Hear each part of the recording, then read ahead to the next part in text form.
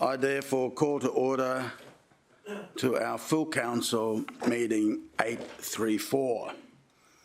As per our normal ways of doing things here, we'll start with a prayer. Heavenly Father, grant that we who would seek to serve you may have the wisdom of your Spirit, the guiding of your hand, and the grace to serve together for the prosperity of our city. Through Jesus Christ our Lord. Amen. Let's be upstanding for our national anthem.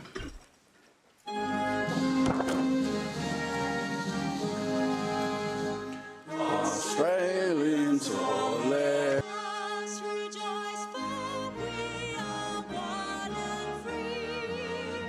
We've golden soil and wealth for toil. Our home is God by sea. Our land abounds in nature's gifts, all beauty rich and rare. In history's page, let every stage advance Australia fair. In joyful strains that let us sing, advance Australia fair. Please be seated. Item 1, attendance apologies nil. Item 2, leave of absence. I'm looking for councillors. I move that we approve a leave of absence from this meeting for our Deputy Mayor, Councillor Gates. Reason being is that she's helping her mother to relocate. Second to Councillor Boster. Anyone speak against? Put the motion to you. All in favour, show of hands. Against, motion carried. Condolences. First up, I'll go to Councillor McDonald. Thank you, Mr Mayor. I move that a message of condolence be sent to the family of John Dean. John was a long-time resident. Yeah, second to Councillor O'Neill. John was a long-time resident of Palm Beach, and he was also very involved in the surfing community. So I'd ask that a message of condolence be sent to the family. Thank you. Okay. Put the motion to you. All in favour, show of hands. Against, carry, unanimous. I now go to Councillor Tozer. Thank you, Mr Mayor. I move that a message of sympathy and a motion of condolence be sent to the Church family on the passing of Danny Church. Seconder, Councillor Pauline Young. Mr Mayor, with your indulgence, I'll read an excerpt from the piece that the Mudgeeraba Rural Fire Brigade put out most recently. Danny Church was the first officer at Mudgeeraba Rural Fire Brigade from roughly 1980 until about 1994, and he was the fire warden until 2016. The station where the Mudgeeraba Rural Fire Brigade trucks are now housed was built under Danny's watch. Many locals will know him as the founder of Pancho's Restaurant, which is where our original Land Cruiser, number 41, was stored, and where we had our regular meetings with maybe 2 or 3 attending. From those humble beginnings, Mr Mayor, the brigade has now grown to over 50 active firefighters, 3 fire appliances, and we've helped our community for over 70 years. I'd like to add as well that as the owner and manager of Pancho's, Danny helped many Division 9 locals with their first jobs and early careers, and Pancho's has always been an institution in our community led by his charismatic, compassionate and community-minded heart. He'll be sorely missed in our community, Mr Mayor. Okay. You'd like to add your name to the list? Councillor, please add Councillor Owen Jones, Councillor Peter Young, Councillor Vorster, Councillor Pauline Young and Councillor McDonald to the list. Get that okay?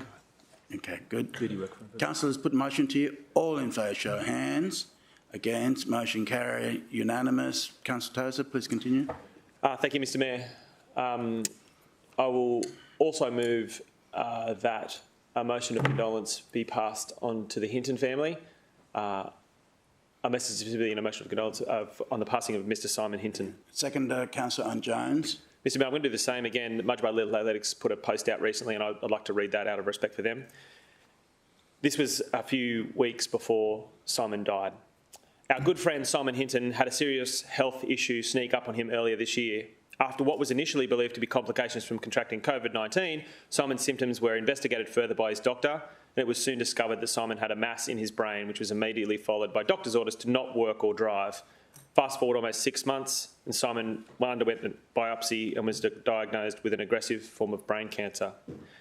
Simon was in his 50s. He was a Mudgeeraba Little Athletics Life member.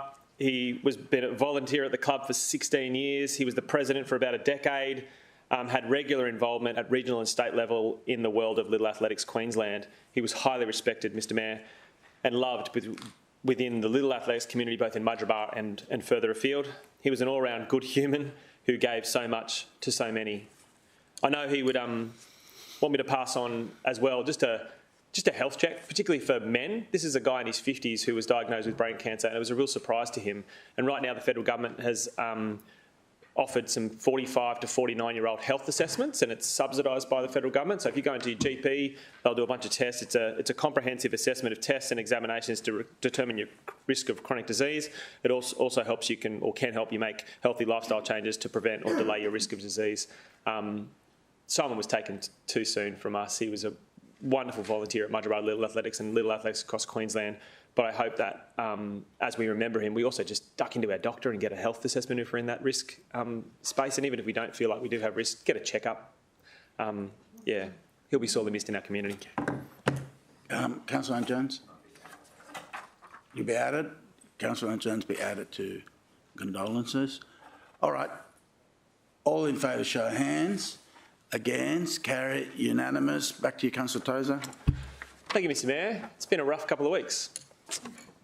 I'd move that a motion of condolence and a message of sympathy be passed to the Sinclair family on the passing of Miss Aileen Sinclair. Seconder, Councillor Taylor. Mr Mayor, Aileen had many family and friends in Mudgeeraba. Her sons were Andrew and David Nordstrom. She was part of the Nordstrom family as well. She was a long-time stalwart of Good Shepherd Anglican Church in Mudgeeraba, where she was the treasurer, the administrator and the synod representative for many years. She was also a long-term volunteer in the village op shop, which is one of the better op shops in the city, I might say, Mr Mayor. She was an active member of the Gold Coast City Choir and had been, amongst other things, secretary and treasurer at different times for the Gold Coast City Choir. And she was really well known to the Mudgeeraba Show Society and the Show Society community, both as an excellent fruit cake baker and also a long-term volunteer. She'll be really missed and was a wonderful contributor and always had a smiling face whenever we ducked into services at an Anglican church in Mudgeeraba. Yeah, thanks, Mr Mayor. Okay. Councillor, I put the motion to you. All in favour, show of hands. Against, carry, unanimous. Councillor McDonald. No, add Councillor McDonald to the list. Anyone else? All good? Okay, we'll move now to Mayoral Minute. Councillors, I move that Councillor Shelley Curtis be appointed as a member to the following committees: Planning Environment, Lifestyle and Community, Transport and Infrastructure, and to be effective immediately. Councillor Jones? I know that you don't need a seconder, but I was going to suggest before you move it, I think that Shelley may also need to be appointed to the Special Budget Committee, because otherwise she would be maybe the only councillor that isn't on it. Oh, I see. Yeah, could you add that, please? Special Budget? You just got more work to do. Thank you. Thank you. And two, that the register of membership and responsibilities of standing special and advisory committees and delegates of external organisation be updated accordingly. I have spoken to all the chairs of those committees. They welcome you, and I've spoken to Councillor Curtis. She's happy to get in there and take on the formidable workload. So, Councillor, I put it to anyone speak against. Put it to you. All in favour, show of hands. Against, carry, unanimous. Right.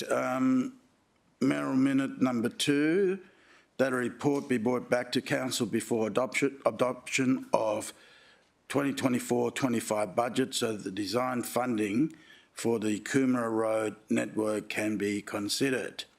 So, Councillor Vorster. Thank you, Mr Mayor. I didn't mean to interrupt your speaking to the motion. I just had a question, so Yeah. you're happy to take that now? I'm very, very, very supportive of this motion, very supportive of it indeed.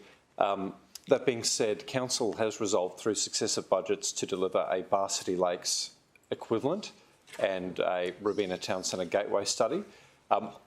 The Bar City Lakes body of work and the Christian Avenue corridor study has been many years in the making and it has not yet made its way to Council for endorsement. So I suppose I'd like some guidance from you or through you to the CEO, would we be in a position to have those two earlier plans, which have been underway for a couple of years, similarly dealt with so that we can consider them in 24-25? Mr CEO. Thank you. It's an easy one, Mr Mayor. Yes, Okay. I can confirm they'll be ready by Thank you. Anyone want to speak against the motion? All in favour, show of hands. Against, carry unanimous. Confirmation minutes, 5.1. The last meeting, 833. Any corrections, anyone? Move for adoption. Councillor Peter Young, seconder, Councillor Tozer. Put the motion to you. All in favour, show of hands. Against, motion carried. 5.2, special meeting of the council held on 11th of August, 10 a.m. there. Any corrections there? Someone like to move for adoption? Councillor Pauline Young and seconder, Councillor Tozer. Put the motion to you. All in favour, show of hands. Against, carry unanimous. Councillors, Mayor's report. You notice, Councillor, that I'm putting a pretty bit of a good pace on this meeting. Primarily, I've been asked to go to a Senate inquiry and I've got to be in Brisbane by 2 o'clock, I think, thereabouts. So I'm leaving here at 12:30 and you'll notice that item 15, general business item, the two there, I'd like to be involved with it. So if there's no objection on the 15 being escalated to there, the CEOs thought it was a good idea that I'd be part of that. So we'll stick to the agenda this way, okay? And I'll let you know more about the Senate inquiry when they ask me the questions. It's more like, yep, no problem. Basically, it's really our thoughts and input to the Olympic Committee and the Olympic expenditure and our view on legacy and value of money is what I'm going to be talking about. So without letting out of the bag too much, I'll answer all the senators' questions that they have for me. So we'll do that. Okay, we continue with the Mayor's report. So you'll see the Mayor's report's a bit quicker. Some of you, you know my door's open. If you want to go through the Mayor's report in detail, the invitation's out there for you. Councillor Tozer and I went to the launch of Aquila Lodge, and is the Gold Coast's newest wedding and events venue. And Daniel and Ruggie Reachway did marvellous food there, so I think we all enjoy ourselves, you know. And it's good to see more venues up there in Mudgeeraba. Councillors, I also went to 27th July, Southern Gold Coast Chamber of Commerce event, and together with Councillor O'Neill, Councillor McDonald and Councillor Vorster. And Councillor O'Neill gave an overview of our city budget pertaining to effective for the South, and it was very welcome. I gave an overarching budget for the whole of the city. I think it was well received. Deployment of wildlife signs. I visit the Currumbin Wildlife Hospital to announce city deployment of additional 12 flashing speed awareness device in the wildlife hotspot. And you all know that Dr. Michael Pine really does an incredible job. I don't need to say more than that. And then on the 27th of July, Korea War Armistice Memorial Service. I was joined by Councillor Taylor and Councillor Battle and Lumsden. Commemoration at the Korean War Memorial as Cascade Gardens, Broadbeach. If any one of you never been to the garden there, it's a great war memorial to show and to reflect on that. Multicultural Employment Expo officially opened the inaugural Multicultural Expo there at the Gold Coast Croatian Sports Centre at Carrara. So it's wonderful, and I met a lot of people that they became Australian while officiating the citizenship ceremony. Mayor Safety Suburb Forum, Councillor Gates, Vorster and Patterson's attended. I think you weren't there, Councillor Taylor, on that one. Okay. Presentation from Queensland Police, update on Youth Justice League legislation, support of the post-COVID return, key findings of the combined church study, and many other things. And look, councillors, if anyone, you're not part of the committee, but if anyone to come and sit in and really see what we're doing in that space, you're very welcome. 2023 Connect to Home. That used to be Homeless Connect. That's where we have services for people who find it hard time and at times don't have a home, to able to come and get services done, bring their pets, get that looked after, get food, clothing. Over 900 people attended, so it's quite wonderful to be there, and congratulations to Gold Coast Suns for allowing us to use the facility. Sister School Affirmation Ceremony. We hosted the Broadbeach State School and Shujitsu Elementary School in Japan. They went ahead with the reaffirmation since the two city, since they signed a further 3 years reaffirmation. So I attended the original 2019 signing, so we did it right here. Dredging program, we started again at Burleigh Heads, and then we'll go down to Currumbin Creeks. Bleach, 3rd of August, I attended Premier Festival. Councillor Tozer and Pauline Young, Councillor Castro and Councillor Owen Jones was there. I think it rained a little bit, so we got a bit wet, but end of the day, the festival employed around 300 people, 150 from the Gold Coast. We saw 39 events and 224 performers. Indian House and Urban Development Delegation came to see me, and they brought people from Philippines, Malawi, Namibia to the chamber, and we exchanged ideas, and they're asking about affordable housing. Basically, ours is a lot less affordable than theirs. Tainan City Arts Museum Delegation, our sister city from Tainan, sharing their art, and they were so pleasing to go and see Hodder Gallery, and I think we might end up going there and revisit them again next year. Gold Coast Knights versus Devonport Strikers.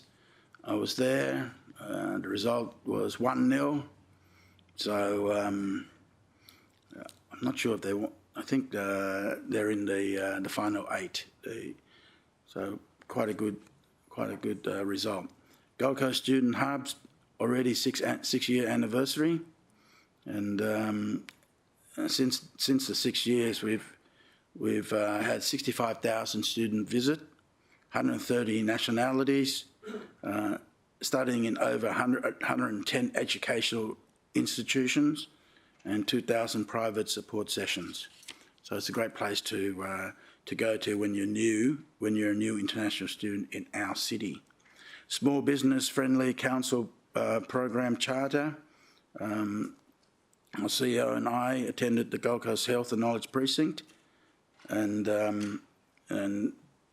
basically we're now part of that charter and with the state government, and we added a further 76,000 businesses to it.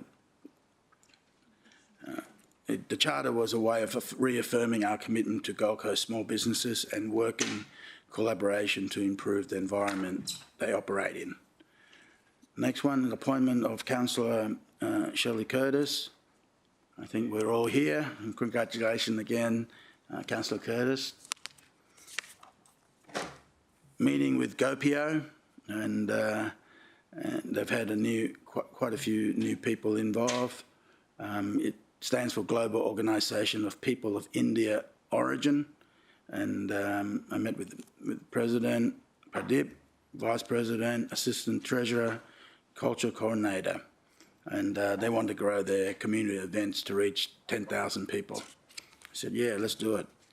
Taipei, students delegation, of course, another one of our other sister city, and we have 15 students. And what happens here is that they stay in people's, they're welcome in people's home, get to see the place, and really they're the next generation of to create friendship between our two cities. Live blood donation, I always put a nod out there when you're giving blood so that other people can get out there and help donate.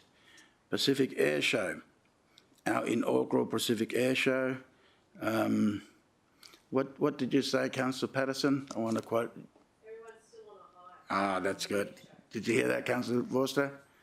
Pretty good. That was... You got any more? Have you got any more?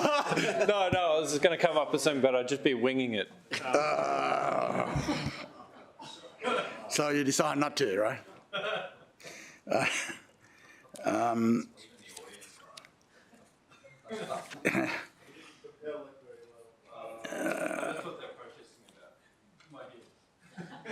Yeah, here we go. Anyway, without there's a few more photos in there, but really I'd rather just go straight to, that's mimicking Tom Cruise there. A bit less hair, of course. Now, best way to do it is a 30-second video, really. Can we play that? Let's play that.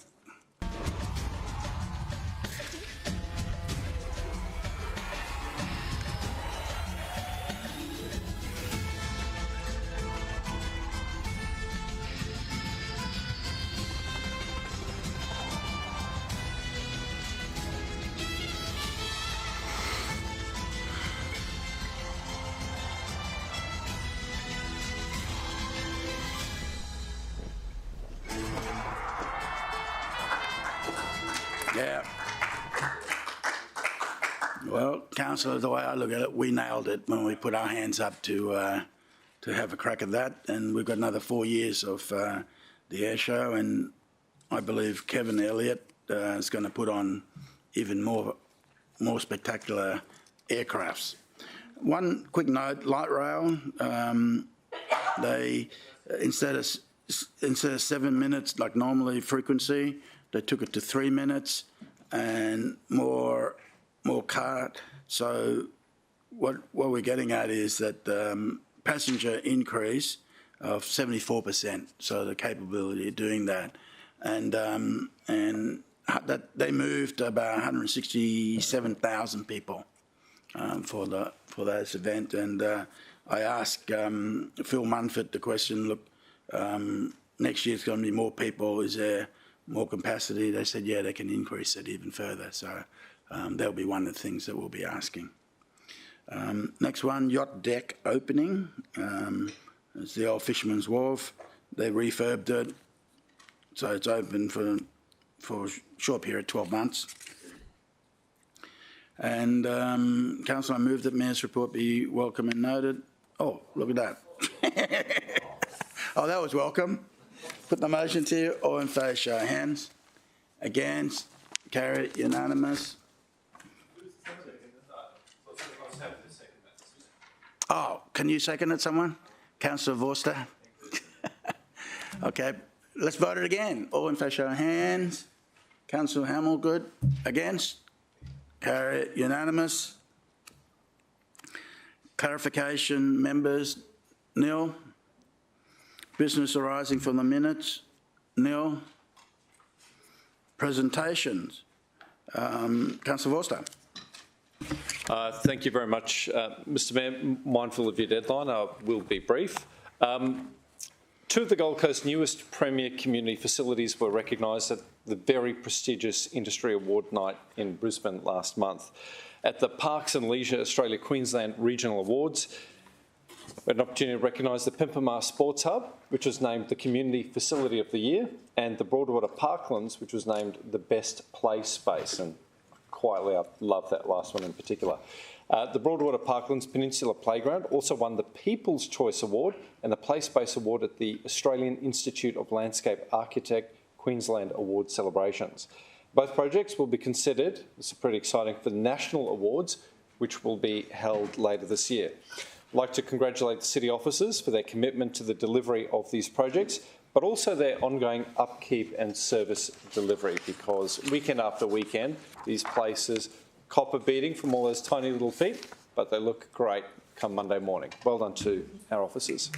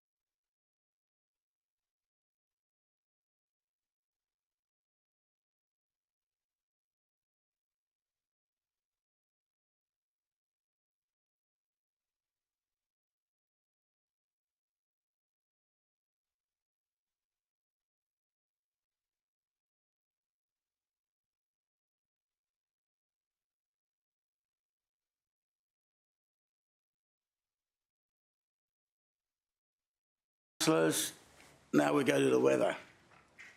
Councillor, Director Twine, weather outlook.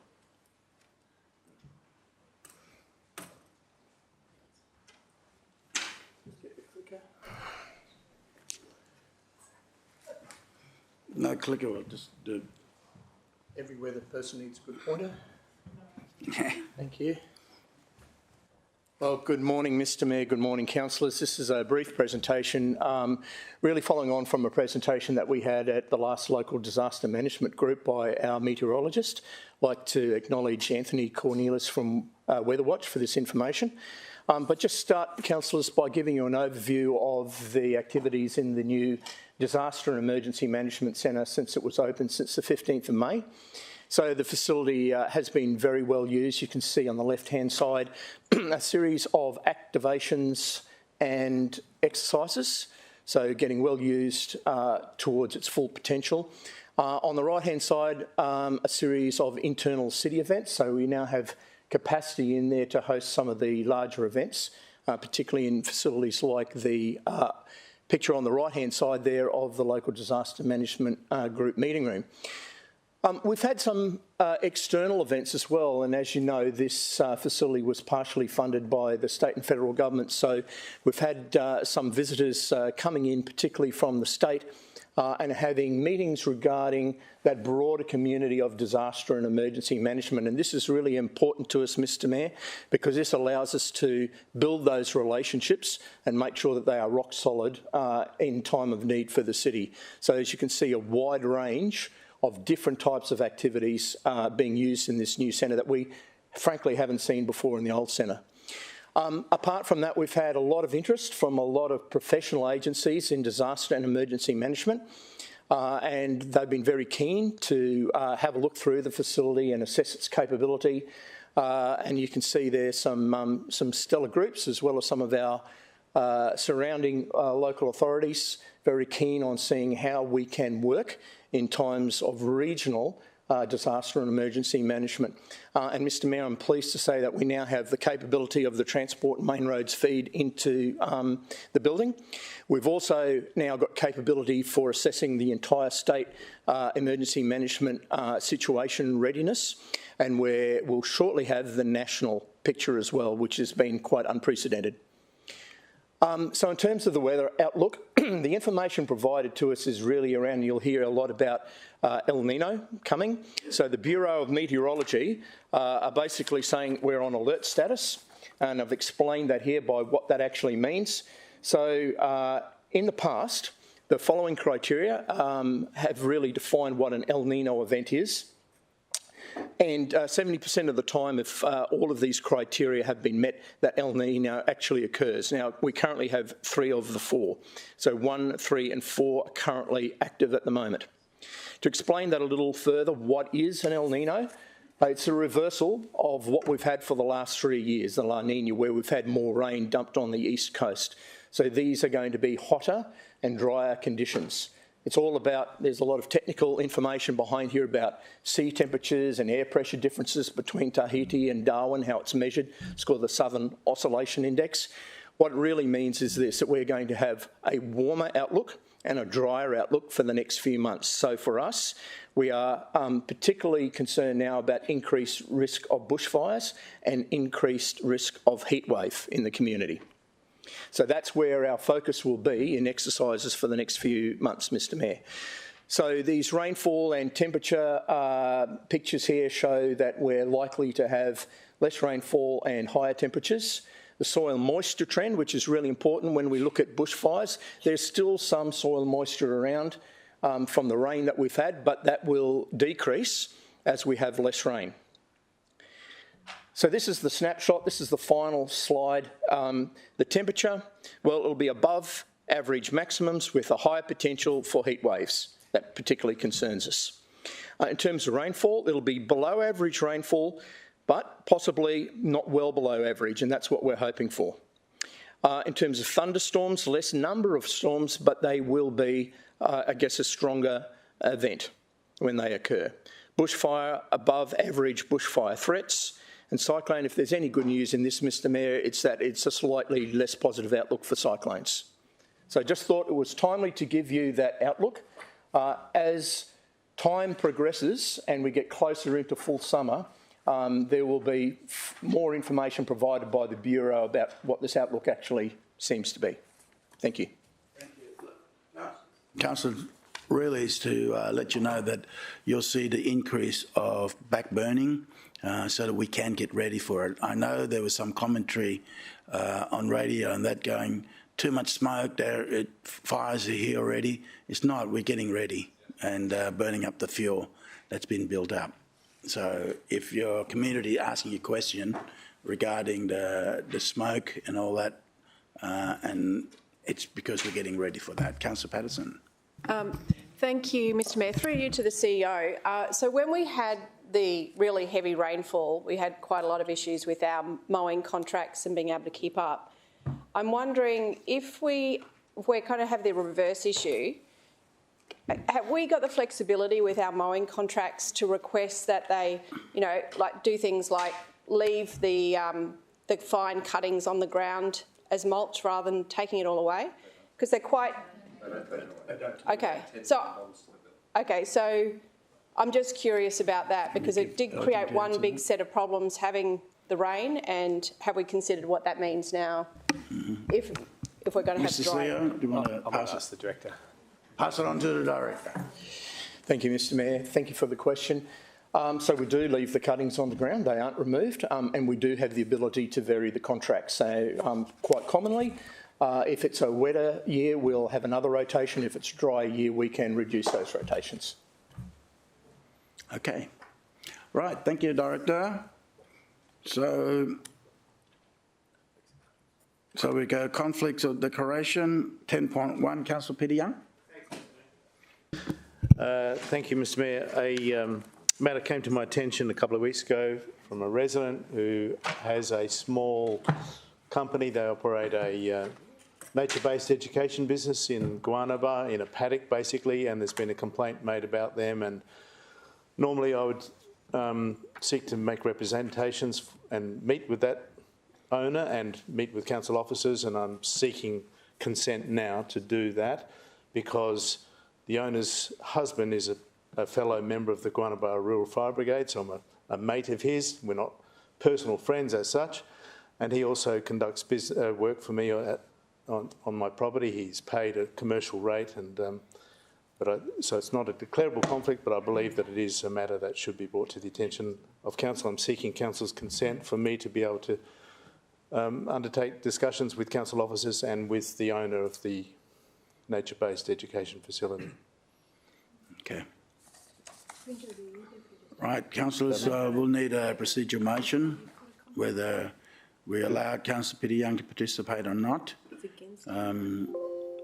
Yeah, someone, yep. Councillor Hamill. Mr Mayor, I'd be happy to move a procedural motion that Councillor Peter Young may participate in the decision despite the councillor's conflict of interest, because the conflict is minor and remote in nature, and the public interest is better served by Councillor Peter Young's participation in the matter. Okay. Can you...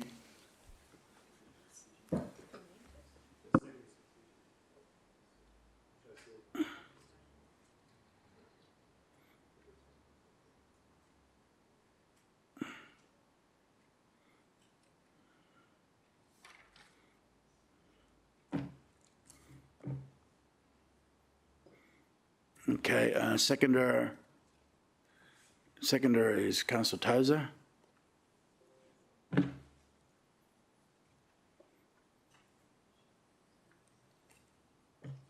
And do you have a question, Councillor Borster? Thank you very much, Mr Mayor. Through you to our General Counsel, could I just ask whether Councillor Young would be required to be making a declarable conflict of interest declaration had he merely raised a councillor request inviting the CEO's office to investigate the concerns and deal with the constituent directly?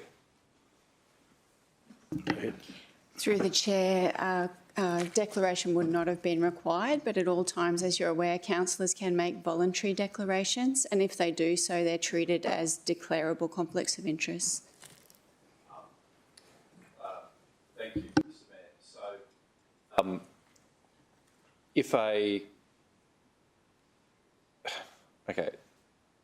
So, if we're receiving inquiries through our office, so in this case, Councillor Peter Young, and he raised a CR, and at that point did not intend to make further representations, we wouldn't have been at this decision point. But because of his desire to make representations on behalf of this constituent, in your view, is it then appropriate that we deal with it as a DCOI? I guess what I'm trying to understand is, are the stakes heightened because of Councillor Young's intention to make representations over and above a referral? Through the Chair, the issue may not be so much as a conflict of interest potentially, but ultimately if the decision is made, the councillor will have to come to the decision-making table with an open mind if they've put forward a submission on behalf of a particular proponent. Right. Thank you, Mr Mayor. And look, just to provide a bit of context, I'm still trying to wrap my head around whether a council decision is required in this instance, because reading the facts of Councillor Young's declaration, I don't imagine that this would come to council for a decision at all. So, thanks, Mr Mayor. Okay. All right, well, yeah, go ahead. Sorry, Mr Mayor. So just to try to give it some clarity, the Act requires that if prior to a committee or council meeting about a matter, so it's related to stuff that's dealt with in the chamber, a councillor becomes aware that they have a declarable conflict of interest in the matter, they must stop participating and must make a declaration as soon as possible. So, yes, this is not a matter that ultimately will come to committee, Mr Mayor, but in the abundance of caution, I just think that it's important for me to get authority from the council to participate in discussions with council officers, and so there's no accusation brought against council or myself. Thank you. Councillor Hamill. Mr. Mayor, I just want to check quickly that my wording as proposed gives Councillor Young the ability to be part of this the whole way through. So I know we've spoken about the decision there, but does this allow Councillor Young to be part of all briefings and meetings with officers and to receive all correspondence on it? Those words do that. Councillor? The resolution as proposed includes the ability to make a decision in relation to the matter. If there is never a decision before council or that Councillor Young needs to participate in, there won't be a conflict of interest. But if into the future something might arise, through that proposed resolution, Councillor Young would have the ability to participate in any decision. Okay. Councillor Patterson. First, Mr Mayor, I was just wondering if we could scroll down so we can actually see the declarable conflict, and then I'd like to speak against the motion. Okay, let's scroll it down. Okay. Take a minute to read that.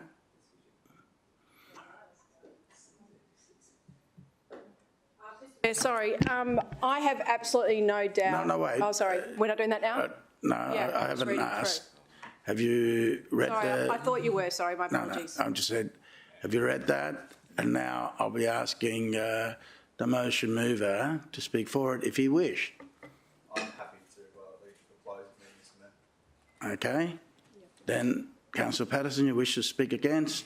Please. Yeah, Mr Mayor, I have no doubt about Councillor Young's integrity and that he would do this in the proper way. My concern is a perceived conflict, and because it is about one person in particular with like two small parties, that it's, I don't think whatever he does, there is a potential that people are going to see a perceived conflict. I think it would serve Councillor Young better if he was just removed from it and officers would manage it. So that's why I'll be voting against. All right. To close, Councillor Hamill? No need, Mr Mayor. No need. Okay. All in favour, show of hands. Councillor Hamill, Councillor Owen-Jones, Councillor Bowden-Lumsden, Councillor Castro, Councillor Tozer, Councillor Taylor, Councillor Vorster, Councillor Pauline Young, Councillor McDonald and Councillor O'Neill. Against? Mayor Tate, Councillor Patterson. All right.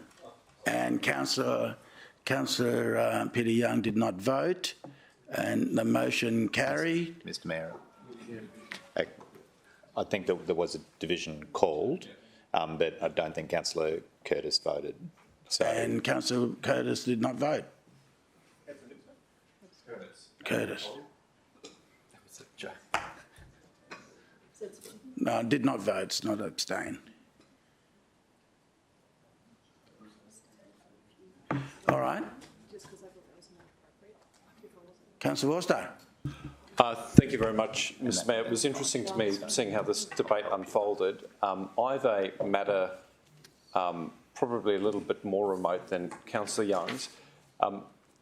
Would it be okay, through you, Mr Mayor, to our General Counsel, if I sought some advice after this meeting around whether or not I should be making a declarable conflict of interest?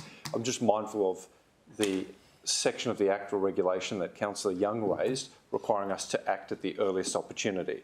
And I just wanted to be satiated that the earliest opportunity might follow me seeking some advice from our General Counsel I after think this. you should do that. Right, thank you, Mr Mayor. All right. There's no other item on item 10, so we'll go to general business. Item 15.1. Gold Coast Green Industry, and there should be a procedural motion to go to close. Is commercial in confidence. Someone like to move that? Move, Councillor Pauline Young, seconder, Councillor Taylor, that we go to close. Commercial in confidence. No, we'll clear it now. There we go. All right. So can I just have the gallery cleared, please? I mean, we take the vote. It's still open. Sorry, I apologise. Sorry. All right. Anyone want to speak against the procedure motion? Then put the motion to you. All in favour, show of hands. Against, carry, unanimous. Officers, please clear the gallery.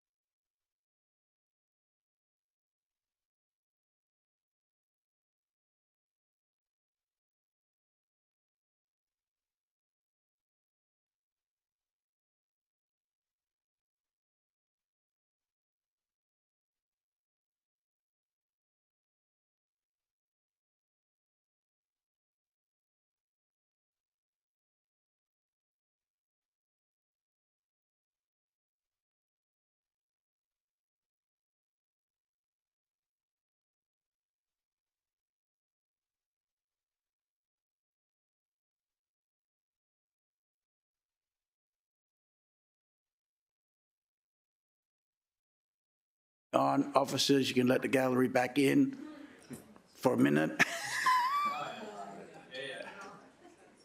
Anyway, I'm going to keep going. Streaming's on.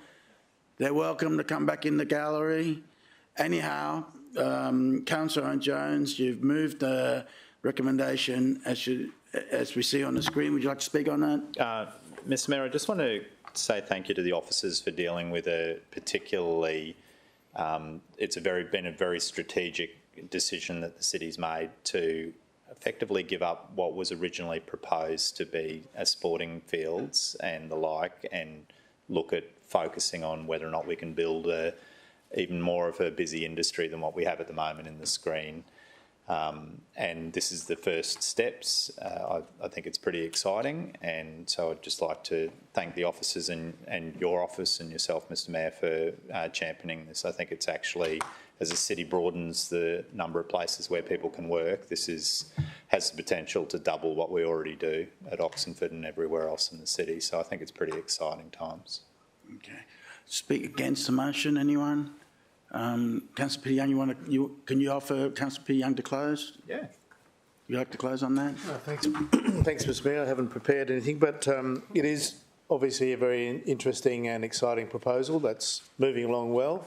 And the level of probity and detail that's been shown in evaluating the potential contenders to date has been very high. And I think that ultimately we'll get the right outcome for the city for a long term and boost the film production industry in the city, which is obviously a big employer and a very exciting employer and great for our positioning. Thanks, Mr Mayor. Thank you. Well, the debate's closed, councillors. I put the motion to you. All in favour, show of hands. Against, motion carried, unanimous. Do you want division? Or, no, good. Unanimous. Right. Okay. Councillors, the next item, what do you think? Do we want to go to 1CP, or do you want to leave that before the 16th? Mr CEO, what do you want to do? I think you wanted to be involved in the discussion, didn't you, Mr Mayor? Oh, it doesn't matter. I mean, we've got beautiful brain trust here. I can leave. No, we're not going lunch. I'm saying we'll slot 15.2 back on above 16.1. Anyone object to that? We're good? Okay. Otherwise, we have to go in the close and kick everyone out again. So, councillors, reception or consideration of committee. 11.1, we go to lifestyle and community. Councillor Vorster. Thank you very much, Mr Mayor. I move that the report of the Lifestyle and Community Committee meeting held on Tuesday the 8th of August 2023, covered by recommendations 1 through 4, be received. Thank you. Okay, and Councillor Boland-Lumsden, seconder. Put the motion to you. All in favour, show of hands. Against, motion carried. Councillors, any item you wish to deal separately? Councillor Vorster. Thank you very much, Mr Mayor. Item 6.2, Okay. I understand Councillor Young proposes to move a changed recommendation for 6.1. So I don't know if you prefer to go 6.2 then 6.2 is good. Great, thank you. Thank you, Mr Mayor. I'd just like to move that item, 6.2. Okay. Seconder, anyone? Councillor Patterson. Thank you very much. Would you like to read that? No, I won't read it out, Mr Mayor, but... Okay, let's put it on the screen. Scroll it. Oh, it's on the screen. Rightio, that's for the viewers at home. Yeah, thank you very much, Mr Mayor. Mr Mayor, as you know, for many years, Council has prosecuted a very strong case considering the way that the state government has managed the scourge of fire ants in the city. I don't intend to re-prosecute this morning. Councillor Hamill did that quite ably on Sunrise. But I did want to draw attention to part 9 of the committee recommendation, Mr Mayor, which reads that city officers investigate the feasibility of updating the City of Gold Coast smartphone application to include a mechanism for reporting suspected infestations to the city. Now, Mr Mayor, between committee and today, I understand city officers have reflected on whether that could be possible, and I'm advised that it is entirely possible. It would take about 4 weeks, and I think just a really significant moment for us where we've been able to leverage our IT investment, improve our customer experience, and hopefully arm residents with the capability of trying to turn the tide on the scourge. So I know it required a lot of internal wrangling, I'm sure, but a lot of people have the City of Gold Coast app. And if we can just encourage people to download it, not just for their potholes and graffiti, but to respond to this biosecurity risk, I think we stand a good chance at battling this in the suburbs. Thank you, Mr Mayor. Hear, hear. Question, Councillor Peter Young. Mayor, just a question in relation to that particular item. Would that be, the function be available for private property or for public property, or both? Thank you, Mr Mayor. I understand that there are some requirements around reporting to Biosecurity Queensland, and I'm sure our city officers will funnel requests as appropriately so that those making submissions can meet their obligations. I think that's really important. But my expectation is that the app will be able to geolocate an infestation, whether it's on private property or public property. And that kind of makes sense because an ant won't check in with the title office. They'll just go to wherever they can. So we need to make it as frictionless as possible. And I think having our app as a single portal for reporting makes a lot of sense. Thank you. Okay. Speaking against or question, Councillor Hamill. Only quickly, Mr Mayor, there was some discussion at committee about the fact that we have a lot of existing contracts in place that possibly there could be variations to or adjustments to current contracts to assist in this broader piece. Does the Director believe in the current recommendation that's within scope, or do you need a specific point to make sure that we actually get that piece of work looked into? Director? Through you, Mr Mayor. Look, it's already underway, Councillor, so I don't believe we need a specific resolution. This is something, as we've discussed, we need to pull every conceivable lever, so we're already underway with that. Okay. Councillor McDonald. Just a question on the recommendation 5B about the program to progress the public information program. When would that commence? Because I know I've spoken to a number of people that don't really, you have all your photos, but until you actually see them, people don't really know how to identify the ants. And, you know, if we had samples that people could see, I think that would be a lot better. Okay. Through you, Mr Mayor, very good question, Councillor McDonald. And in our discussions at committee, I think the CEO's experience has also come to bear here. These are very small creatures, and it's probably something we need to do with the community to educate them on what the nests look like, because, you know, they are so small, but you can stand back and you can see the formation of the nest. So we will push that out through all of our channels as soon as we can. Okay. Thank you, Mr Mayor. All right. Want to close the debate? Councillor Peter Young. I'd just like to acknowledge the hard work of Councillor Vorster in progressing this matter, which is of vital importance to the city. He's really grasped it in his laws. And, all right. Would you like to close the debate? Thank you very much, Mr Mayor. Only to say that ultimately this is a problem created because of the state's approach to managing this biosecurity risk. And while we are forced into this space, it is merely to manage our biosecurity obligations on public land and to demonstrate a little bit of leadership. What we cannot do is convince the community through our action that we are the lead agency in this space. We're meeting the threat shoulder to shoulder with the state and the community, but ultimately to beat this pest permanently, we will require adequate resourcing from the Commonwealth and the state government, and that will come at a cost of about $600 million. So if things are to deteriorate in the future, I hope that the community will join with us and lobby for those resources. But I just want to make clear that it's not council that should be accountable. It should be these other levels of government. Thank you. Okay. Councillors, debate's closed. Put the motion to you. All in favour, show of hands.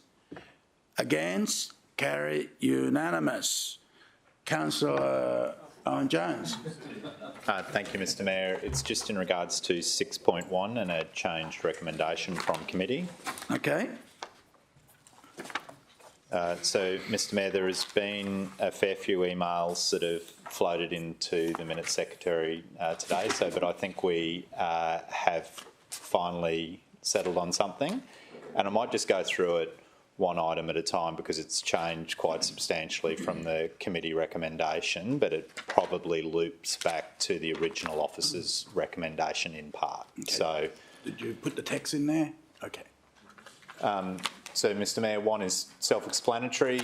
We are noting a report and then we're endorsing certain sections. Mr Mayor, across the city we have several pony and equestrian and pony and hack clubs, and they're well loved by the people that participate in that sport, and so we've tried to pick up as many of the elements as possible, and we cover a fair few councillors involved. So 2A, Mr Mayor, deals with the need to do a concept plan for the Ned Two Hill Equestrian Park and Owen Park to ensure the best use of the space, which is Councillor Patterson's area.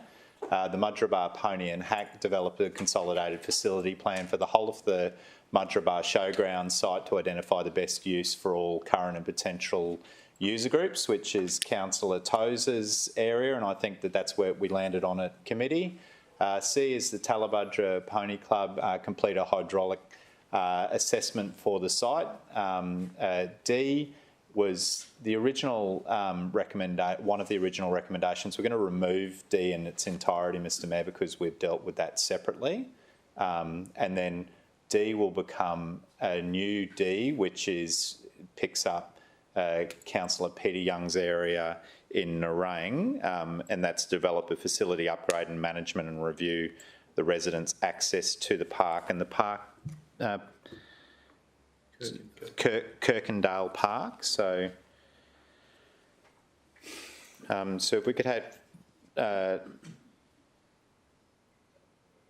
so we've lost some. So I'll read out a new D if that's okay with you. Thank you. So if it can be Nerang Pony Club dash that a facility development plan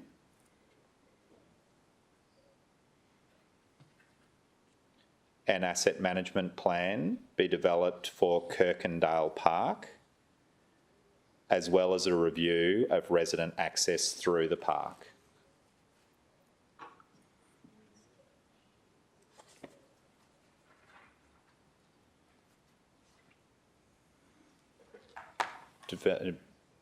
So asset management plan be developed for Kirkendale Park.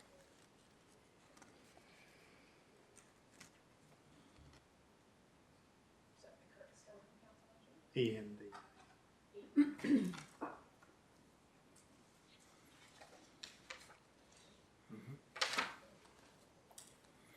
Comma, as well as a review of resident access through the park,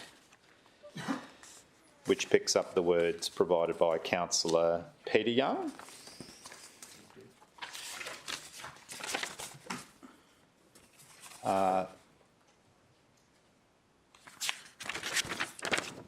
And then 3, that City Office consult with affected clubs on the implementation of recommendations.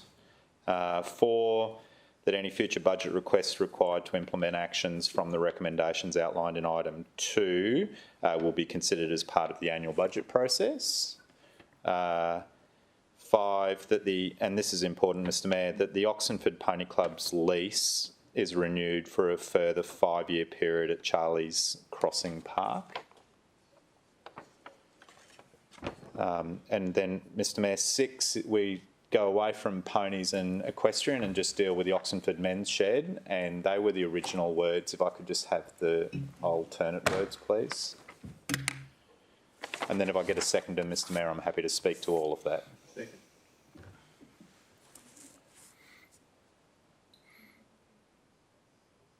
No, can I see the words on the motion, For the please, 6, before I take any seconder?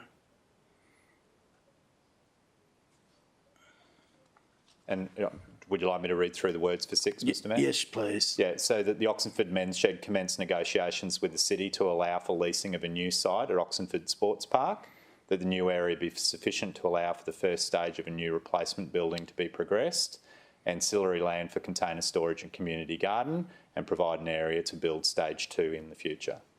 No, seconder, Councillor Peter Young. Okay, you speak on it. Mr Mayor, I'll talk about the pony in the equestrian section of it first, and then I'll explain why we're talking about the men's shed at the end. Mr Mayor, this has been a long and torturous report that the officers have had to prepare, and it would be fair to say that we spent some time with it at committee, and then post-committee there was a meeting with the 2 most northern councillors at another site to see whether or not there were any opportunities to be explored there. And in the end, we've come back to keeping the Oxenford Pony Club at their existing site and offering them an extension of time of 5 years. And I just need to go past a little bit of history in regards to the Oxenford Pony Club site.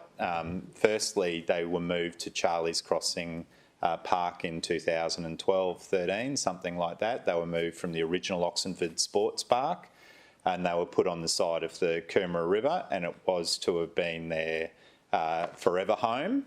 Unfortunately, the John Muntz Causeway was destroyed in a flood, and it was replaced by the then LNP government with a bridge, which was imaginatively called the John Muntz Bridge. And then the very next flood, that bridge was severely damaged and needed to be replaced. And in all 3 of the flood events that have happened, there's been a slow erosion of the bank to the north of the Coomera River as the river has found its new path. Largely, when the causeway was replaced with a bridge, Mr Mayor, the original causeway created effectively a baffle for the water and slowed the water going further down into Coomera River.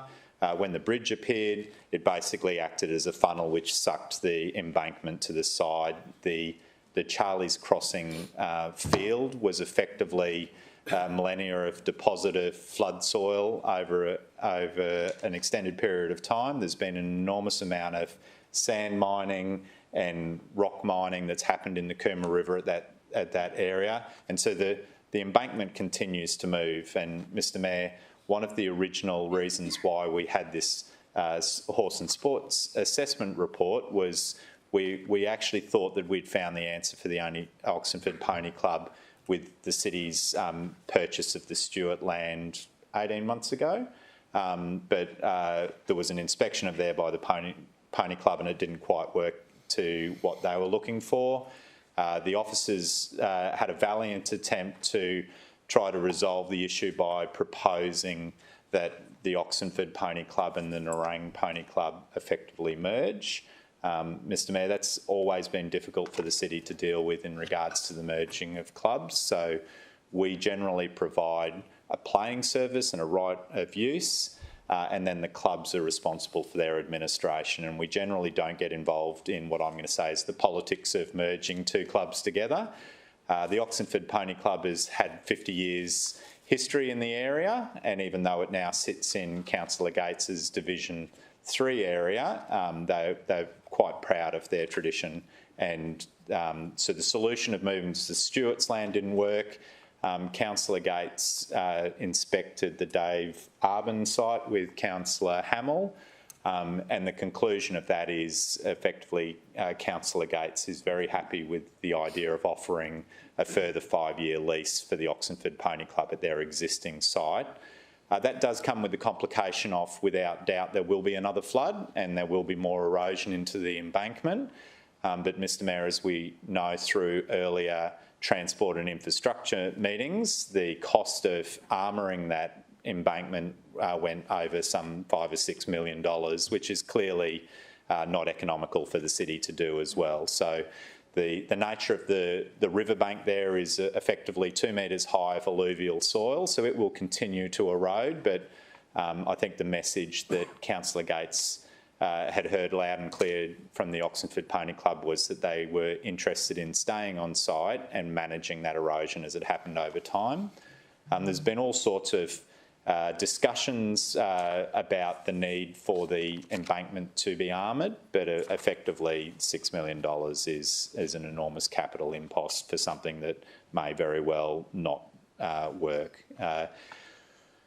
And then, so that's how we arrived here. So we're almost back to the future in regards to the Oxenford Pony Club being given tenure of 5 years, and then because the report was quite extensive and dealt with the whole equestrian and horse sports for the City of Gold Coast, we've got all of the other sub A, B, C and D, which all needed to be managed. And I think collectively our horsey councillors who are involved in their particular areas are happy with those recommendations.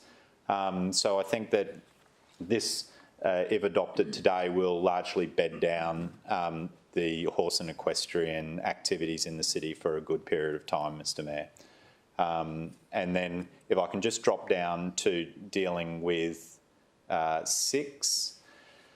And before I do that, the reason why I've removed the proposed D regarding the Coomera Valley Rotary Club is that we've recently provided them with an extension of a lease at a small shed that they have at the Oxenford Sports Club. So I think we've dealt with that. And only this week I met with officers from Gold Coast Water and Waste in regards to the potential of utilising a small area of hard stand at the Helensvale Waste Recycle for storage. And so I think that there's some potential for some really good community outcomes.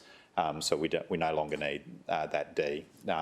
Which leads me now to talking about the Oxenford Men's Shed, when I should be talking about horses. But Mr Mayor, we started a journey with the Oxenford Men's Shed probably in 2015 to find them a new home. They are the current tenants of the former clubhouse that the Oxenford Pony Club occupied from 1975. It is a genuine double brick 1972 clubhouse, and it has reached the end of its life. The men's shed have been waiting for a long time for an outcome. We came close to having an outcome for them, but then that was put on hold for the Gold Coast Titans Community Club at the Oxenford site through a series of, a difficult couple of years for sporting groups over the last 2 years. That didn't proceed.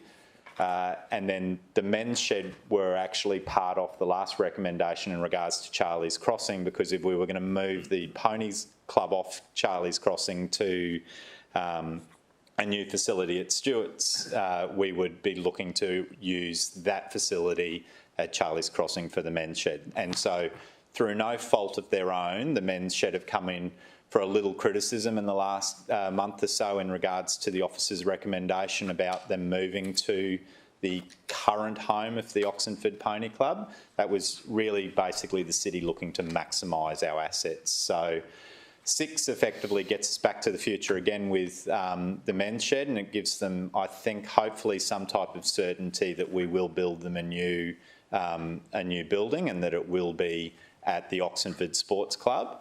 Their existing building has a lease from memory until 2028, so this gives us time to basically put them in a new, what I'm going to call is stage 1 of the building. In 2016, we had a plan prepared by BXL Architecture, which allowed for 165 square metres of shed and effectively 70 square metres of meeting room and amenities. The men's shed, if you recall, Mr Mayor, we're always keen on having a shed roughly the size of a Bunnings warehouse, but they didn't have the budget to deliver that. So, Mr Mayor, in this final 6, I have an opportunity for the Oxenford men to have a surveyed area which includes enough space to allow for the build out of stage 2 in the future. And I call it stage 2, Mr Mayor, because Councillor Gates had a conversation in the last couple of weeks with the state member for Theodore, Mark Boothman, who informed Councillor Gates that he had pledged $700,000 towards the Oxenford men's shed in the future, and that would be subject to him both returning as a state member and also there being a change of state government. So it's $700,000 that may turn up in the next couple of years, but we actually are interested in making sure that we actually get a start on something rather than rely on a promise coming to fruition in a couple of years. So I think I'm going to close at that, Mr Mayor, because unless you want me to read the rest of the report. Do it. Still ringing. Yes. All right, speaking against the motion? Question, Councillor Pauline Young. Thank you, Mr Mayor. And just through you to Councillor Owen-Jones, is there, with the recommendation up there where you put for stage 1, is there currently existing funding there that would give them the ability to start that should this be approved today? Yes, Mr Mayor. So over the last 4 or 5 years, I've had $300,000 of divisional funds parked for a future Oxenford men's shed. And Mr Mayor, you'll recall around the time we did the Gold Coast Titans Community Club, there was also confirmation of the $200,000 that your divisional works had also pledged to the Oxenford men's shed. I thought it was 100. So, Mr Mayor, that's going to have to be a conversation you take up with your former Chief of Staff, and I'm going to leave it there because it's being recorded. So, Mr Mayor, from memory, you apportioned $200,000. Some of that has already been used by the men in regards to their design. And to answer Councillor Pauline Young's question, so there's about 450 in cash at the moment. The men have some pledges from external suppliers, plus the small amount of cash of their own. And then in addition to that, in our strategic reserve, there's about $180,000 that was a developer contribution when Doris Gibbs Court was purchased. The land was purchased to create a subdivision. So I think that there's enough capacity in there for us to effectively deliver on the first stage. And I accept the fact that it's not big enough because the men are interested in 2,000 square metres, but like everything, they compete with all other sports and recreation and community clubs for built environment outcomes. So I think that this ultimately goes a long way towards resolving their long-standing issue, Mr Mayor. Okay, thank you. Second question. Thank you, Mr Mayor. And again, back to the same thing, through you back to Councillor Owen-Jones. So is that where you put stage 1 and stage 2, is that because of, I guess, the change in building supply and demand and all that? There's not enough funding to fund what they proposed? I think that there's sufficient funding to do stage 1, Mr Mayor, and I've deliberately put stage 2 so that they've got certainty in the event that their state member gets to government and is able to source the $700,000 that he's pledged them, that they will be able to extend their shed. And so we all have to start somewhere, and sometimes we can't start with the completion of 1,000 square metres of building. This is a really good start, and in regards to Division 2, basically marks the single largest commitment that I've given to a group in regards to the delivery of a new building. So I'd love to give them a Bunnings warehouse, but that's about $15 or $20 million. One more question. Thank you, Mr Mayor. And are the club aware of it now that they're not going to get 2,000 square metres or 1,000 square metres? They've been not conditioned, but they've been advised that what they were asking for was far outside the remit and that they will get a club? Thank you, Mr Mayor. So, Mr Mayor, the club aren't aware of this proposed change recommendation, because what the club are aware of is both the officer's report in regards to equestrian facilities and the committee recommendation from earlier in this round. And I'm not a member of the committee, so I wasn't able to make any changes. And ultimately, the 6 that we picked up today could only have arrived after Councillor Hamill and Councillor Gates did the inspection to see whether or not there was an alternate solution for the Oxenford Pony Club, which there wasn't. If they had found an opportunity at Dave Arden Park for the Oxenford Pony Club, we would have used the facility at Charlie's Crossing for the men's shed. So it's been a fluid motion, but that's where we've arrived at today. I'd like to think that they're happy, but I can't tell you if they will be or not. Thanks, Mr Mayor. That answers all my questions. Okay. Speaking against the motion, then I go back to Councillor Owen Jones to close. Mr Mayor, I'd like to thank everybody for the hard work that's been put into this. Even though it's not what the officers maybe have initially recommended, I think it's what the community is looking for. And pony and hack clubs have had a long history in our city, Mr Mayor, and the fact that we're giving some stability and long-term outcomes for them in today's decision is, I think, ultimately a really good thing for the city. Okay. Councillors, debate's closed. Put the motion to you. All in favour, show of hands. Against, motion carried, unanimous. Any other items to deal separately? Councillor Vorster? Thank you very much, Mr Mayor. I move that the remaining recommendations of the Lifestyle and Community Committee be adopted. Thank you.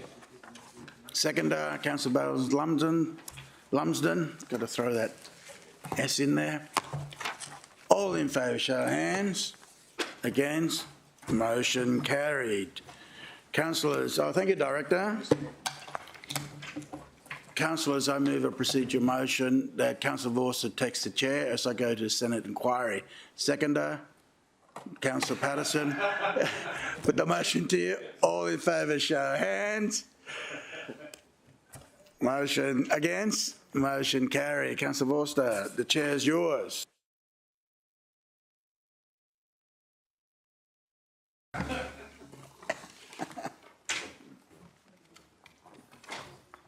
Tom. Oh, thanks. See you later. Yep, grab it, thank you. Walk down there and we're going to get Yeah, that's fine.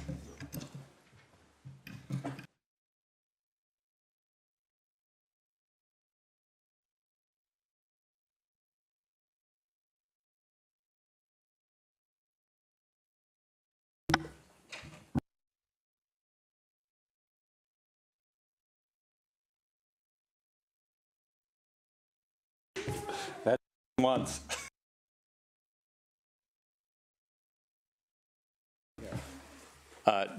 Just a moment, councillors. I'm cognisant of time. We have been going for quite a bit this morning.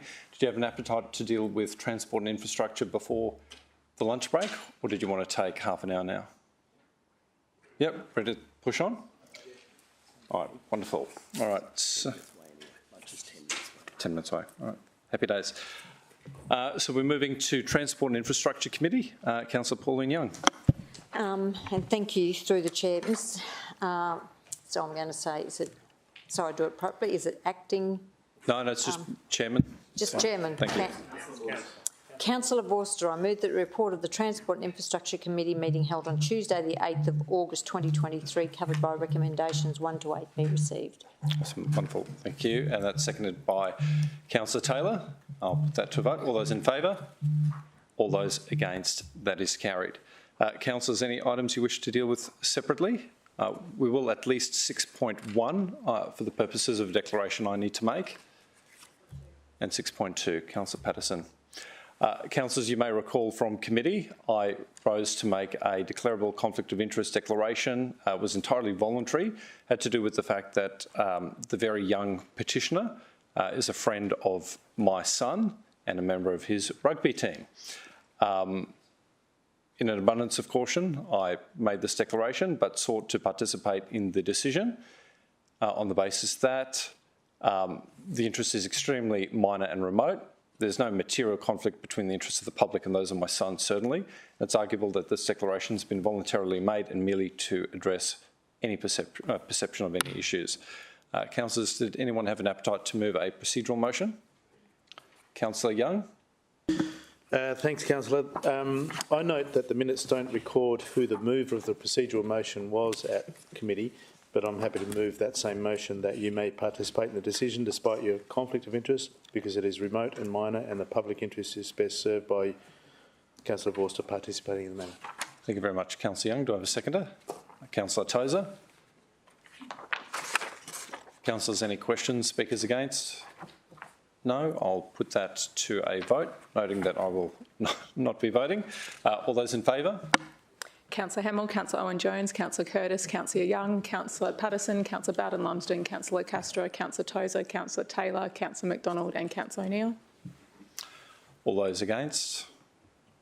That is carried. Thank you, councillors. Did anyone wish to move 6.1? Councillor McDonald. Thank you, Mr Chair. I wish to move the committee recommendation. In doing so, I thank the officers for doing such a in-depth investigation in this. Over in Koala Park, as we know, it's a very hilly area. The roads are narrow and it's very difficult for pedestrians to move about. However, the officers have looked at this very, very carefully to provide that sort of safe access for pedestrians. And I know I had been speaking to the officers and they had mentioned to me that in supplying pathways in some areas would mean the removal of car parking areas. And as we know, car parking's certainly sought after in that area. So therefore, I'd like to move this recommendation and call for a seconder. Councillor Young very generously agreed to second that. Councillor Peter Young, I should say.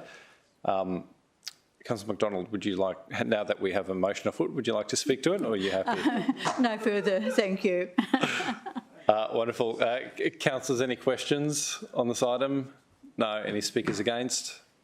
No. Councillor McDonald, would you like to close? I think I've said enough. Thank you. I'd just like to move that recommendation. Awesome. Thank you very much, Councillor McDonald. Colleagues, I'll put that to a vote. All those in favour? All those against? And that is carried unanimously. So that implies that I voted in the affirmative. Thank you. Councillors, item 6.2. Now, Councillor McDonald, you expressed some interest in this item. I think Councillor Patterson as well. Did you wish to move the item? Do you have questions? Mr Chair, I understand you have a recommendation, a replacement. Thank you, Councillor McDonald. That really felt like a Dorothy Dix. I promise it wasn't. So, Councillor Young, you were happy to move the officer's recommendation? Yes. Okay. So with your addition once. Sorry, I should be standing. Yeah, that's right. As the discussion we had prior to the meeting, I think you've had quite a few of the other. No, sorry, councillors, for the appearance of political intrigue. There was a conversation that was had prior to, I guess, the mayor handing over the chair, and I didn't want to raise it myself.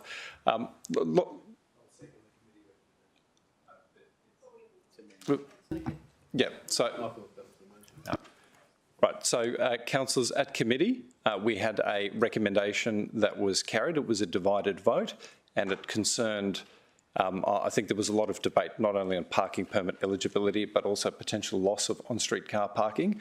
I've subsequently had a chat to a few colleagues on the southern end of the Gold Coast, but also the CEO, to see whether there may be an opportunity, given the potential loss of car parking down the Gold Coast Highway, for the city to investigate the delivery of additional off-street car parking within the Gold Coast Light Rail Stage 3 area.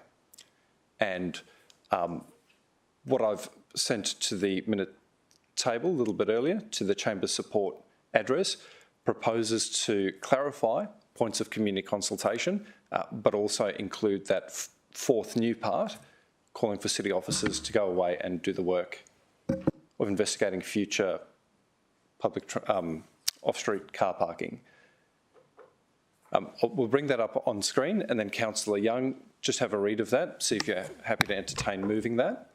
Councillor Patterson. Thank you. Councillor Vorster, I would like to also add an extra point, which is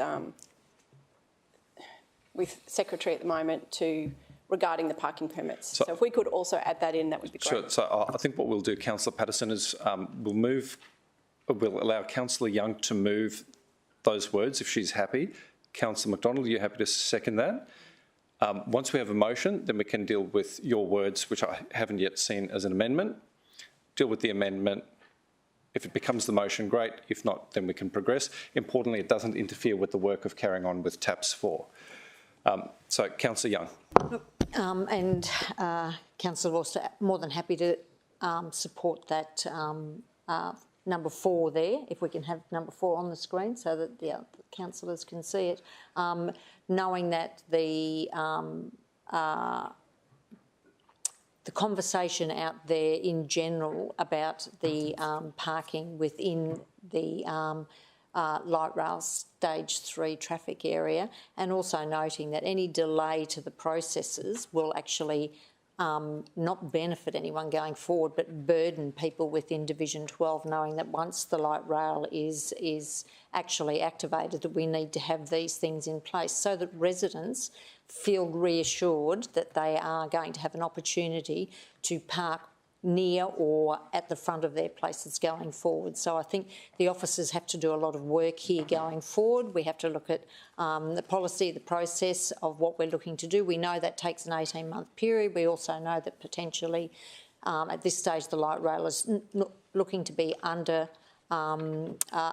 by mid-2025. So in order to ensure that the amenity as best possible when it comes to car parking can be protected within the area, we need to ensure that this process continues now. And I think the addition of number 4 here will give a little bit more certainty that not only we are aware that there is some loss of car parking in the area, but that the city, along with the construction of the light rail there, is very, very aware of what we need within the city, and that we're going to look at all possible avenues to ensure that there's the least amount of parking lost within that corridor.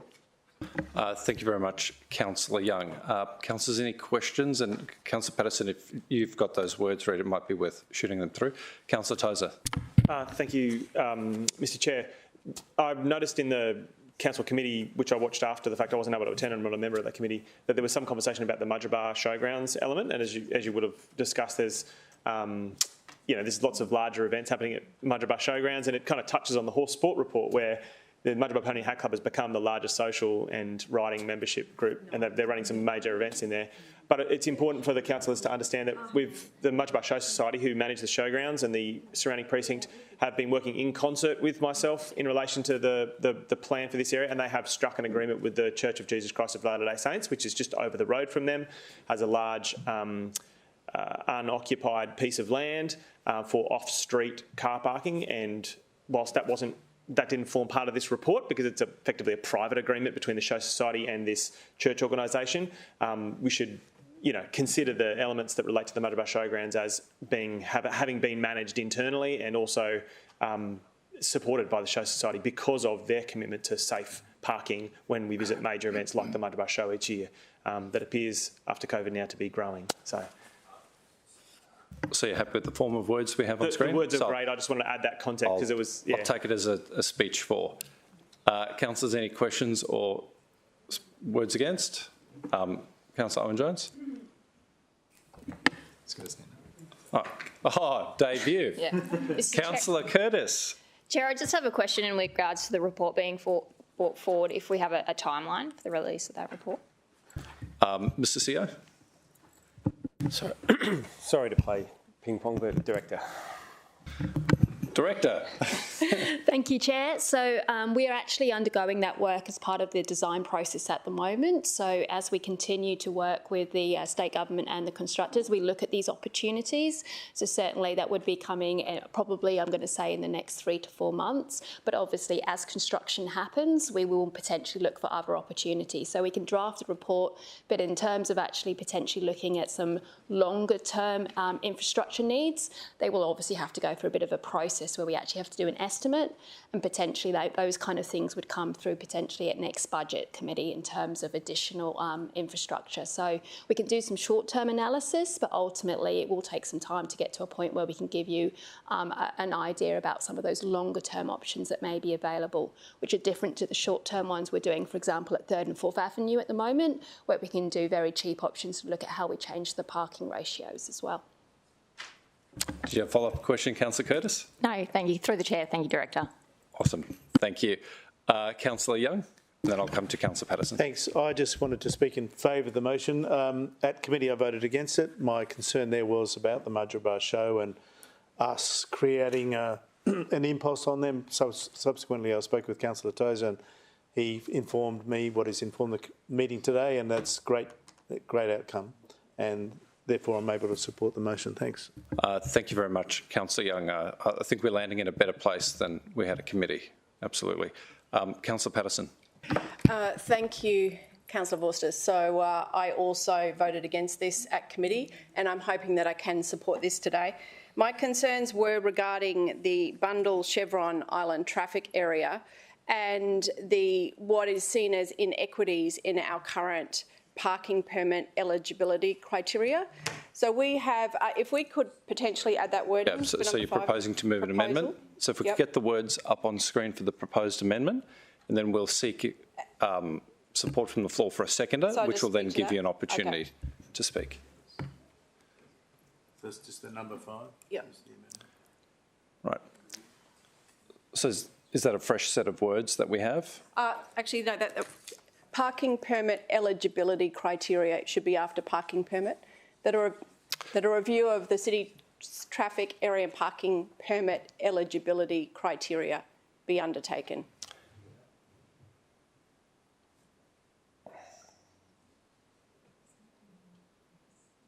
All right. Eligibility criteria. Yeah. Thank you. And sorry, team, I just want to make sure that we are dealing with this as an amendment in the minutes and that, okay, great. And we haven't modified the original words. Okay, so that is an amendment. I'll second. Is there a seconder? Councillor Young. Councillor McDonald, you had a question? I'm just asking if that would be an amendment or would it be a separate resolution altogether, seeing that it takes in the whole of the city and seeing that the resolution only deals with stage 3 of the light rail. So, Councillor McDonald, the resolution we have at the moment deals with the whole subordinate local law and therefore every traffic area across the city. Okay. So I'm happy that this is a whole of city resolution and that it's okay that we're dealing with this amendment. Okay, all right. Yep. So we've got a mover and a seconder for that amendment. Councillor Young, question. Thank you, Councillor Vorster. And including, if we are to include number 5 in this, is that going to affect the process that we're looking to go through for light rail stage 3? Is it going to delay the outcome of that report? Mr. Seo? No. Okay, happy days. Councillor Taylor. Thank you, and through the chair. In relation to the parking permit review, when is the full review due, and is this only talking through the chair, and it might be back to Councillor Patterson, just in relation to 2 areas that's mentioned there in the report, Chevron and Bundle? Yeah, so Councillor Taylor, my sense is that the councillor is drawing particular attention to the Bundle Chevron Island traffic area. However, the learnings through that consultation may have impacts generally around parking permit eligibility across the city. Would that be correct? Yep, Mr CEO. Yep. So I think the Chair has described that well. The only thing I would add is we've got to be very careful that any changes we make to any one specific area inside the city are consistent across the rest of the city. So that's why I'm very comfortable with the second half of the green section there, to make sure we have that consistency and there's not inequity between different areas of the city. And I'm just going to jump in before coming to Councillor McDonald and Councillor O'Neill. My interpretation of the words is that we will effectively run a consultation concurrently, or a single consultation about parking permit eligibility, but the piece around modifying the eligibility criteria might happen after the implementation of the traffic management area. So we're doing one round of community consultation, gathering 2 sets of data, and then we'll be able to act on those 2 separately. Yep. So, Councillor Taylor, I'm going to first come to Councillor McDonald, Councillor O'Neill, and then I'll come to you. Thank you, Mr Mayor. I'll be... Mr Acting Chair. In supporting the amendment, and I'm talking about Gold Coast, the light rail stage 3 traffic area, and especially with the permits and the time parking, I feel that the resolution will cover that.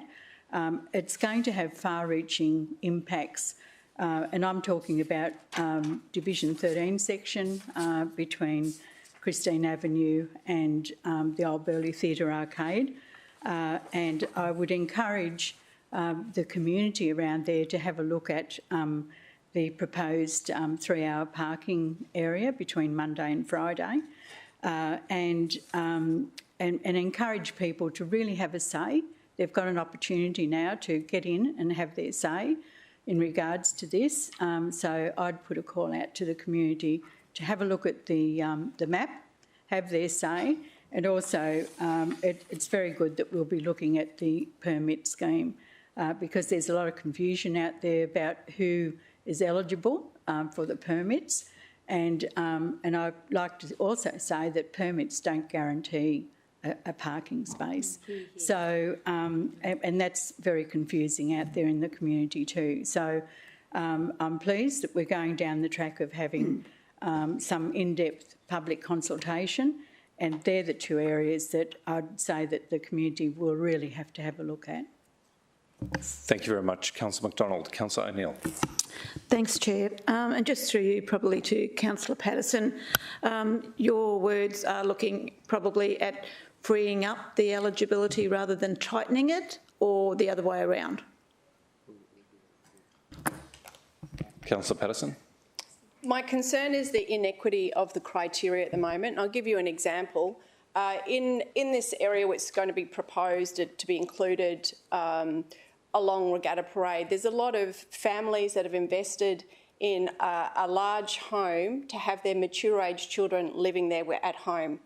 If they have 3 off-street car spaces and they've got 2 adult children, they may have 4 cars, they actually do not get the same right to a on-street parking permit as someone who doesn't have that.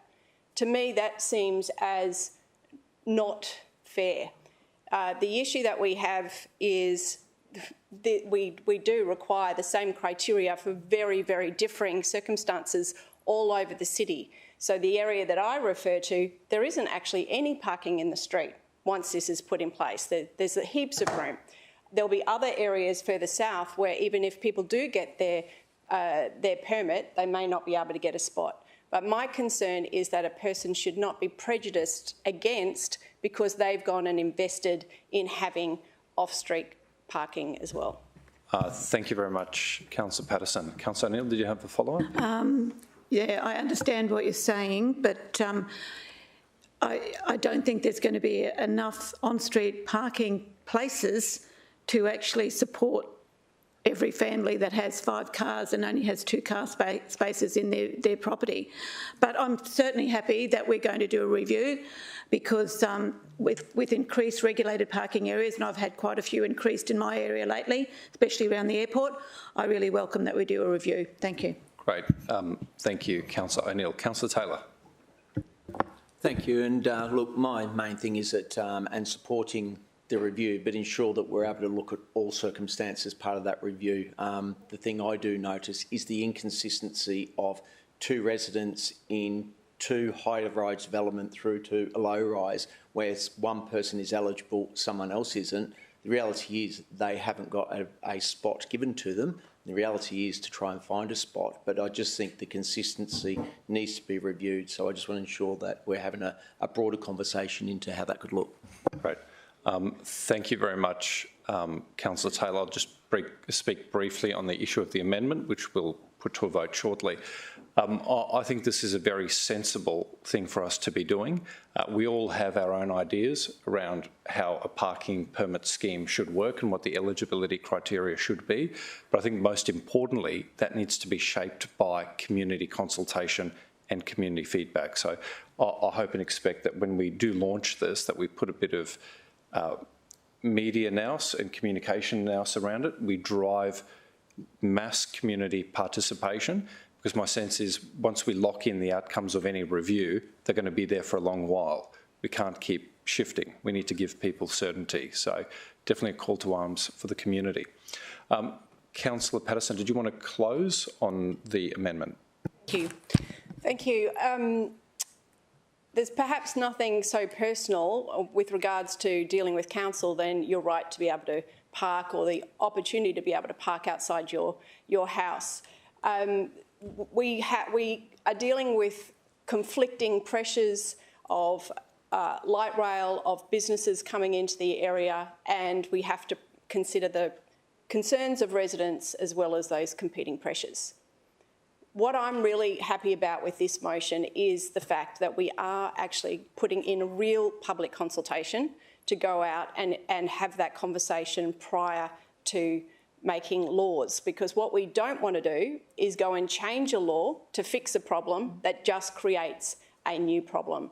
So I think there's been quite a lot of work done. I'm glad that I was able to get from a no at committee to a yes today, and I thank everybody for their contribution into that. And Councillor Patterson, just to clarify, I don't recall was there an amendment moved at committee? No, there wasn't. So it's not that there was a no. I voted no. Oh, yeah. Yeah.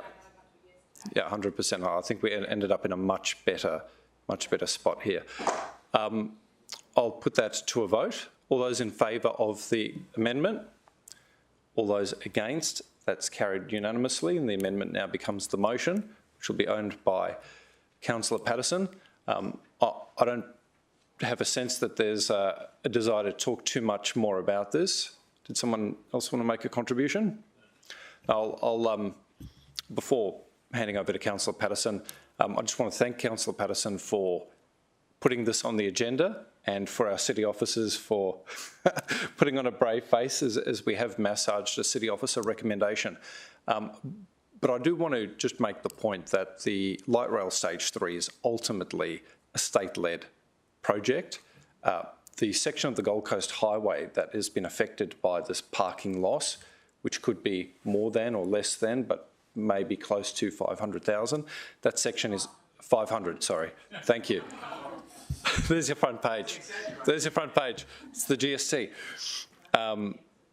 That is a section of road owned by the state government, and I think there was a bit of conjecture in the community that council's discussion was really around council trying to solve a parking problem it created, but it didn't create it. All we're attempting to do is try and unscramble the egg by putting in signs and lines to protect amenity, economic prosperity, and guarantee beach access for those who might need to visit the precinct. What this motion does, which the committee resolution or recommendation did not do, is have a look at an important body of work, and that is investigating whether there are other opportunities to deliver off-street car parking to support the third stage of the light rail, which could include a park and ride somewhere. I think we need to bring this conversation to a head, and I'm very encouraged by the support in the room for this recommendation, because if we can nail that part, I think we can make the best of what's turned out to be a pretty traumatic parking situation through that corridor. Councillor Patterson, do you wish to close? Happy to close. All right, councillors, I'll put that to a vote. All those in favour? Division? Well, it's carried unanimously. Yep. All those against? Yeah, it was unanimous, so happy days. Councillor Owen Jones. I said, who doesn't like cars? I know. Councillors, any other items to deal with separately on this report? No. Councillor Young. Thank you, Chair. And Councillor Vorster, I move that the remaining recommendations of the Transport and Infrastructure Committee be adopted.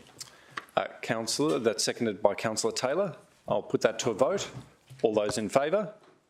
All those against? That is carried. Councillors, why don't we take a half hour for lunch and reconvene the meeting at, let's say, 1:10 past. Thank you.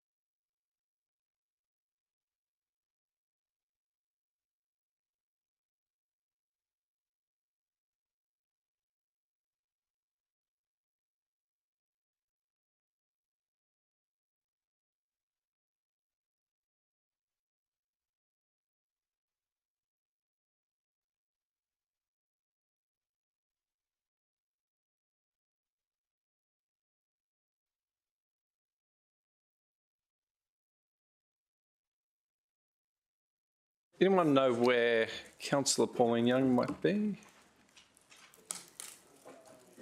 Y'all can't.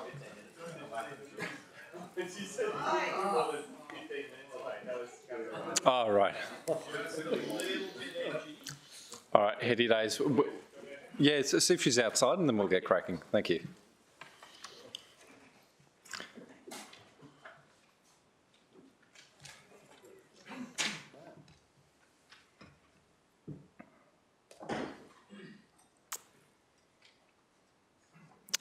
So for those tuning in, we're just doing a bit of a welfare check for Councillor Pauline Young, just in case she's outside, and then we can get underway.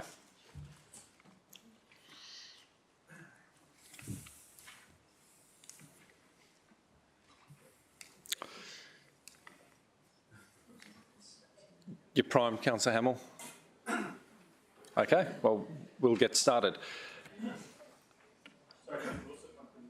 All right, all good. All right, councillors, we're now moving to Planning Environment Committee. Councillor Hamill. Councillor Vorster, I move that the report of the Planning and Environment Committee meeting held on Thursday, 10th of August 2023, covered by recommendations 1 to 8, be received. Thank you, Councillor Hamill. That's seconded by Councillor Peter Young. Councillors, any comments? Happy to put that to a vote then. All those in favour? All those against? That is carried unanimously, with the exception of Councillor Pauline Young. Right, councillors, any items you wish to deal with separately? Councillor Patterson.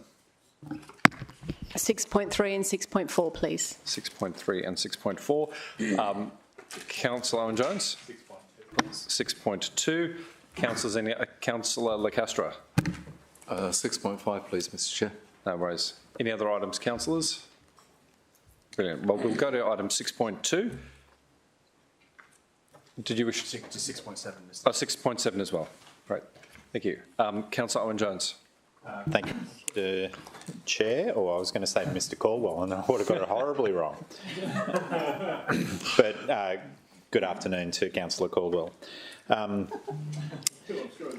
If I could move 6.2 separately, and if I have a second, great. If we have a second on that, Councillor Hamill. Councillor Owen-Jones. Thank you, Chair. This is what I'm going to call the Movie World Hotel. So it's 600 units. It's a massive investment by Village Roadshow in the north of the Gold Coast. We've had hotel applications previously on this site and also on the Dreamworld site north, and I think that this may be a $350 to $400 million capital commitment by Village Roadshow to delivering the 600 units, which is about 1,200 bedrooms. And in particular, it will also add a convention centre option at the ground floor. So during committee, we spoke off the number of times that the external area could be used outdoors. That got a little bit lost in the translation with some of the reporting talking about the city wanting to restrict the use of the convention centre.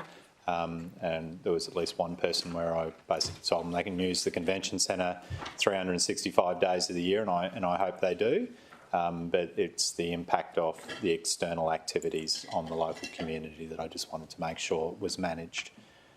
During committee, there were some questions from Councillor Peter Young in regards to the planting and the trees, which Mr Sharp answered late last week. So, and I'm satisfied that that's the best outcome that we can have in regards to the improvements to the car parking areas to the external of the site. So there'll be some reduction in car parks, but also some additions in the formalised car spaces in addition to that, the overflow spaces.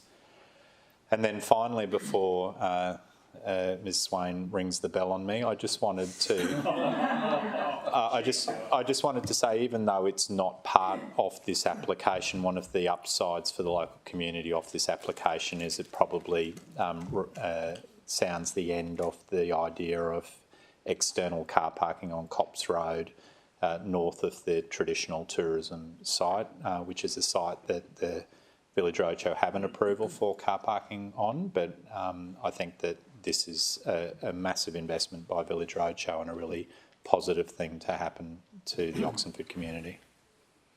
Thank you very much, Councillor Owen-Jones. Councillors, were there any questions on this item? Councillor Peter Young.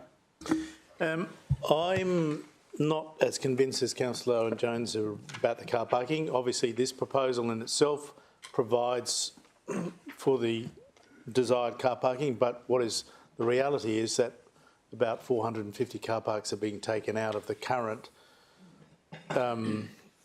equation, and I've seen all of those car parks full many a time, and my concern is that during those peak periods, the car parking will flow into, there will be demand for that car parking operation on the northern side of Copps Road to become operationalised, and that carries with it a lot of potential impacts on the local traffic, congestion in particular across a one-lane bridge across Saltwater Creek, so I'm very concerned about it. And apart from that, I'm generally in favour of and supportive of the proposal. Thanks, Chair. Thank you very much. So both for and against. Councillor Hamill. Thank you, Councillor Vorster. I rise today to speak in favour of this application. We had a lot of discussion at committee on this one, and there was some information I brought to committee members' attention, but I thought I'd raise it today for all councillors, and that's on page 236 and 237 of the agenda item. It talks, Councillor Vorster, about the fact that 1 in 2 conferences held in Queensland are held on the Gold Coast.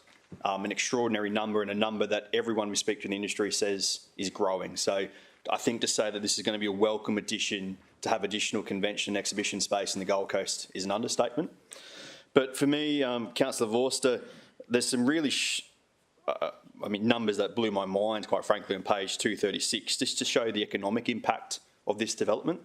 And I wanted to talk to a few of them quickly, that in the first 5 years, so not in the lifetime of the project, in the first 5 years, these are the projected economic benefits.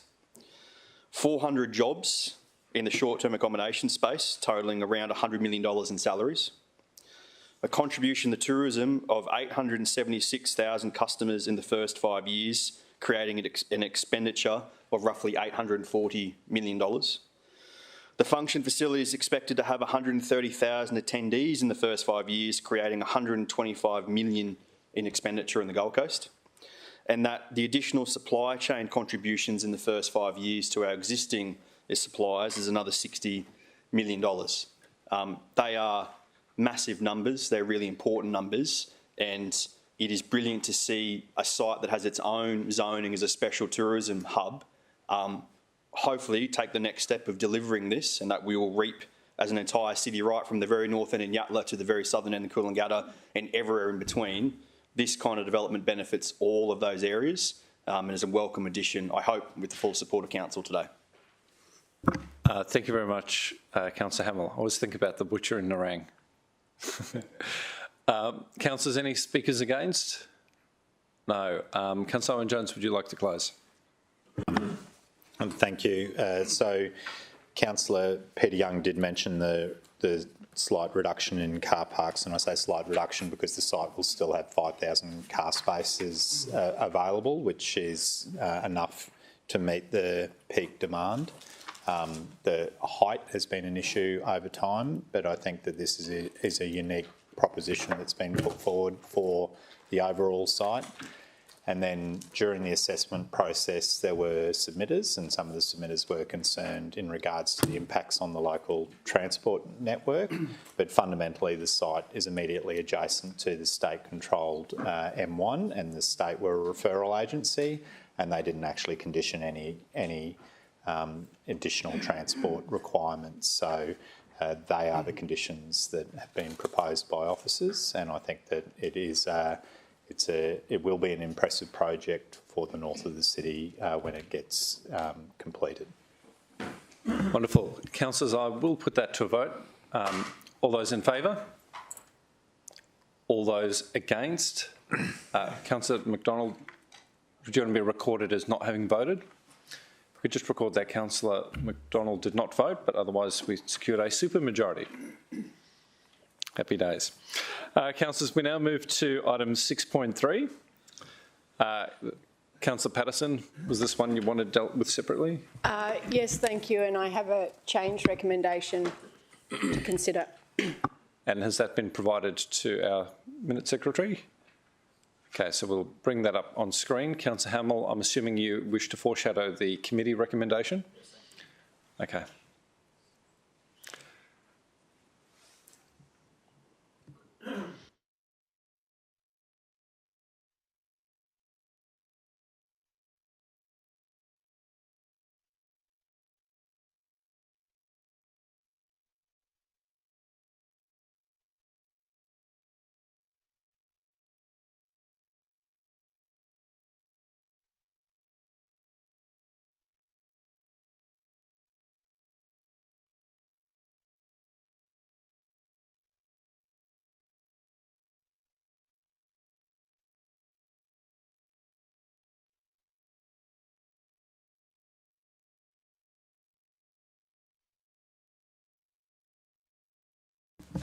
If you wouldn't mind scrolling to the top of that motion. All right. Without talking to the motion, could you just explain what we have on the screen, please? This is a motion to refuse. Councillor Tozer. Is it an amended motion or is it just a different motion? No, it's a changed recommendation. Thank you. Just allowing our team to catch up. But good catch. Sorry. Happy days. All good. All right, so this was dealt with at committee, if I recall correctly. Right, so this is a motion to refuse. Very happy for Councillor Patterson to talk to this, but we do need a seconder. Councillor Belden-Lumsden. All right, Councillor Patterson, I'll invite you to talk to your motion. Thank you, Councillor Forster. This is an application for a development in an area that is growing in our city, where we are actually inviting increased density and to house our growing population. There are so many concerns with this application, though, and the overall concern is if we do support this, then it limits our ability to support other proposals in the future.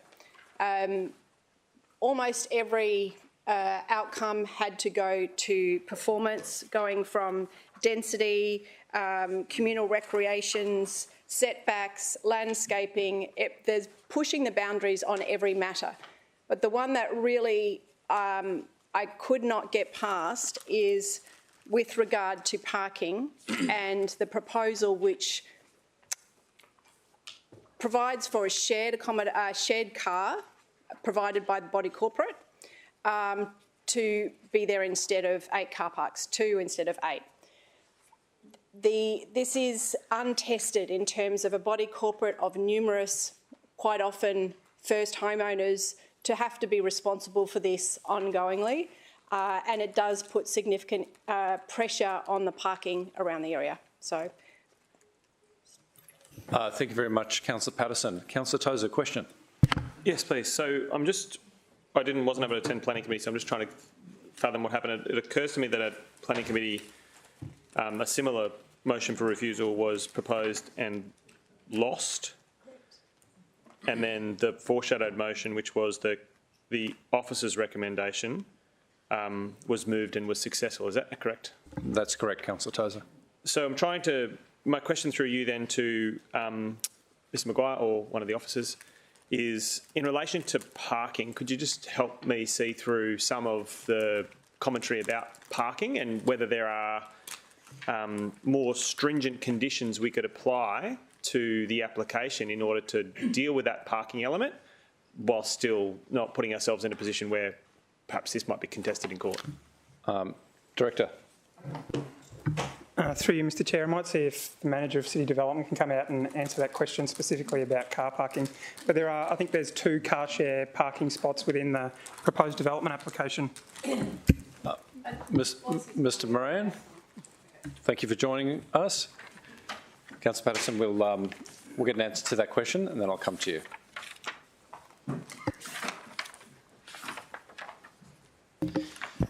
Thanks, Councillor Vorster. Councillor Tozer, the proposal utilises one of the provisions in the city plan, which is a car sharing travel demand measure. So the city plan actually nominates a rate. So for each car share provided, it equates to 5 car parking spaces.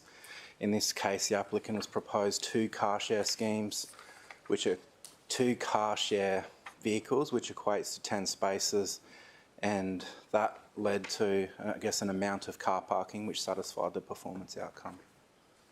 Councillor Tozer. So on page 339 of the agenda, it kind of talks about this at some length. My understanding is that according to our transport code, that an application of this density would need 51 spaces, and they've got 35 plus the 2 car share spaces plus the 5 visitor spaces, or 40 spaces plus the 2, and basically they've just chosen to replace the amount of space that would be required for 10 car spots with 2 car share spots, which, according to our own city plan, meets the criteria. Is that correct? Yeah. Through you, Councillor Vorster, more or less that's correct. Yeah. And when we talked to the applicant, to what extent did we explore how stringent the council is on how important car spaces are in Southport? Do we talk about other options? Is there enough space on site to deliver these additional 10 car spaces? Were they to vary their application? Through you, Councillor Vorster, I wasn't hands-on with the negotiations with the applicant myself, but what officers did report was that this car parking issue was, I guess, an issue of contention for quite an amount of time during the assessment. The applicant proposed the car sharing scheme kind of late in the piece, but as it complies with city plan, that's why officers have recommended an approval. Okay. All right, Councillor Patterson. If I may add to that for just a bit more colour for Councillor Tozer, the applicant had submitted a number of parking reviews, reports, assessments of the area, and I believe it was 3 times that our officers refused those because they weren't compliant. They didn't think that they were appropriate. They also sought to get a much smaller number of car parks with normal car parks.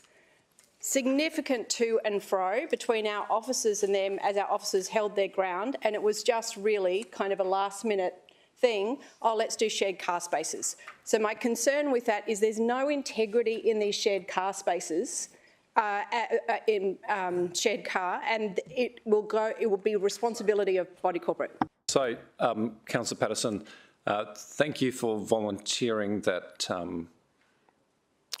assessment as a local councillor and providing us with that background. My sense, and I'll ask the CEO this on the record, but one of the things that we will be asked to do is to make our decision based on the information presented in the report. So it has added colour, but I think we need to have absolute regard to the city plan and whether it stacks up. CEO? I guess the only thing I would add to that, Councillor, is that city officers' role is to provide advice on what is consistent with the plan, and that's what they did. So what has been put before us, or before you, I should say, is consistent with the plan, and I'd encourage councillors to assess the application based on what's in the plan, in the paper. Sorry. Councillor Belden-Lumsden. Yes. Thanks, Chair. Just through you to the officers. Question on the car share spaces and I guess how they work within the plan. Is that always just a definitive thing that could be implemented into any application, or is it always assessed case by case rather than just it's within the city plan parking parking provisions? Is it case by case, or is it's in there so it always applies? So, Councillor Belden-Lumsden, just so I understand your question, are you trying to clarify whether a car sharing scheme may be a substitute for designated cars parking spaces in every DA? I guess the extreme case here would be if the application was for 10 car share spaces and nothing else, would that have still met the provisions of city plan in the same capacity? potentially like a student accommodation development, for example. Mr. Moran? Through you, Councillor Vorster. So the car sharing rates are actually part of our city plan transport code. So it is a definitive rate, and that car sharing ability can be taken up by any development. So it's not something we kind of have discretion of. It's actually part of the city plan code itself. I'll come to the CEO to clarify, and then I will go to Councillor Curtis and then Councillor Tozer. I guess the only other point I would make, Councillor, is that obviously there's a planning decision here, and then there's an obligation on the city administration to enforce whatever is in the plan. So my compliance area inside the organisation is there to ensure that anything that is consistent with an approved plan is implemented appropriately, and there is appropriate compliance over that activity. Councillor Curtis. Okay, thank you, Chair. So noting I'm on the planning committee now, but I wasn't in attendance on the day, I have watched it back. I do have some questions with regard to the car share in the city plan. I heard debate to say that it hasn't been integrity tested, like that idea, but surely if it was included in the plan, there was some sort of benchmarking against somewhere else that's been utilised. So I just wanted to know how it got included in the plan. And the second question, I've also heard debate with regard to... So, Councillor Curtis, we'll come to the first question. Yeah, sure. We'll get an answer to that, and then we'll come to your second question. Ms. Moran?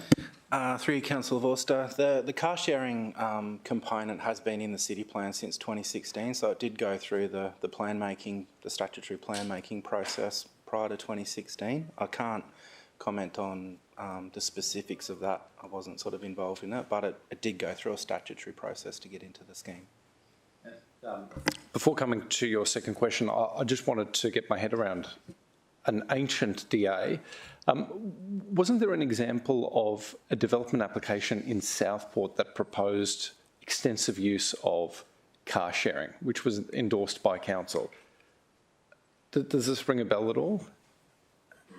Councillor Vorster, I'm struggling to remember. There may have been one on Scarborough Street prior to the city plan being in effect. Great. Councillor Curtis. Okay, thanks, Chair. And the second question was regards to debate I've heard about the approval of this limiting the ability of others surrounding from getting approvals post this one. Can you speak to that? Because I understand that the officers are suggesting that it will not inhibit the development either side. Councillor Curtis, and does your question go to the separation of the buildings to do with the setbacks? Because I only ask because that was my recollection of what the issue was at committee, and I just want to focus the response to that, unless it was a little bit broader. So, Chair, at committee, I believe it was specifically that argument, but today it was just that it would limit development in general. So I just wanted to great question, Ms. Moran. Through you, Councillor Vorster. During committee, that question was asked, and the officers at the time responded that the setbacks they thought were appropriate, and I agree with those comments. So the setback of the tower, I believe, will allow for surrounding sites to develop. The ground floor had some zero setbacks where I think it was about 1 metre of built structure at the boundary edges, and I don't believe that will have any sort of detrimental effect on the ability for the surrounding sites to develop. Would you like a follow-up? No, thanks, Chair. Good questions, by the way. Very strong performance. We now come to Councillor Tozer. So, through you, Mr. Chair, to Mr. Moran, Councillor Belden-Lumsden asked a question about that threshold, like the mix of car parking. In the transport code that we're referred to that enables the car share spaces to happen, Councillor Belden-Lumsden's comment was, so if they had 10 car share spaces, that would be equivalent of 50 spaces provided. Does the transport code give some guidance in relation to what proportion should be tangible car parks versus car share spaces? Through Councillor Vorster, no, it doesn't. And so in saying that, then Councillor Belden-Lumsden's hypothetical, which is that they're required 51 spaces, they could have 1 car space plus 10 car share spaces, and that would have been adequate for officers to recommend approval. I'm just going to go quickly to Councillor Owen-Jones and then we'll get a response to your question, Councillor Tozer. I have an observation regarding that question because ultimately the market is going to determine that. And what we have here is an applicant who wants to do 35 units, has proposed 35 car spaces where he's going to attach one car space to each of the units, and in order to meet the requirements of the city plan is proposing a car share on 2 of the other available spaces. So other than that, it's all hypothetical. We have to assess what's before us. Yep. Thank you, Councillor Owen-Jones. And Councillor Tozer, the reason why I came to Councillor Owen-Jones was to volunteer a bit of context of what was said at committee, but we'll now get a fresh answer to your question specifically from Mr Moran. Through you, Councillor Vorster, I probably have a similar response to Councillor Owen-Jones. What's before us has been assessed. We think it complies with the Transport Code. If we were to receive an application that hypothetically included all those car sharing schemes, we just have to assess that on its merit. I'm now coming to Councillor Peter Young, Councillor Taylor, then Councillor Belden-Lumsden. Thanks, Chairman. So I was going to make an observation. It's perfectly open to us to move through a general business item either today or at next committee that we review the provisions of the city plan in regards to this car sharing, because there may be a desire now that councillors can reflect upon the outcomes as to try to put some guidelines around it. Sure, and Councillor Peter Young, if we do take advantage of that, and my feeling would be it's probably best a discussion left for committee, because I'd be very interested in any precedent approvals that might have gone through council. I just want to flag with the meeting that one of my friends is a PR representative of a car sharing business. Obviously, none of these DAs propose any specific operator, but if we are looking at the industry generally, at that time I would raise a declarable conflict of interest.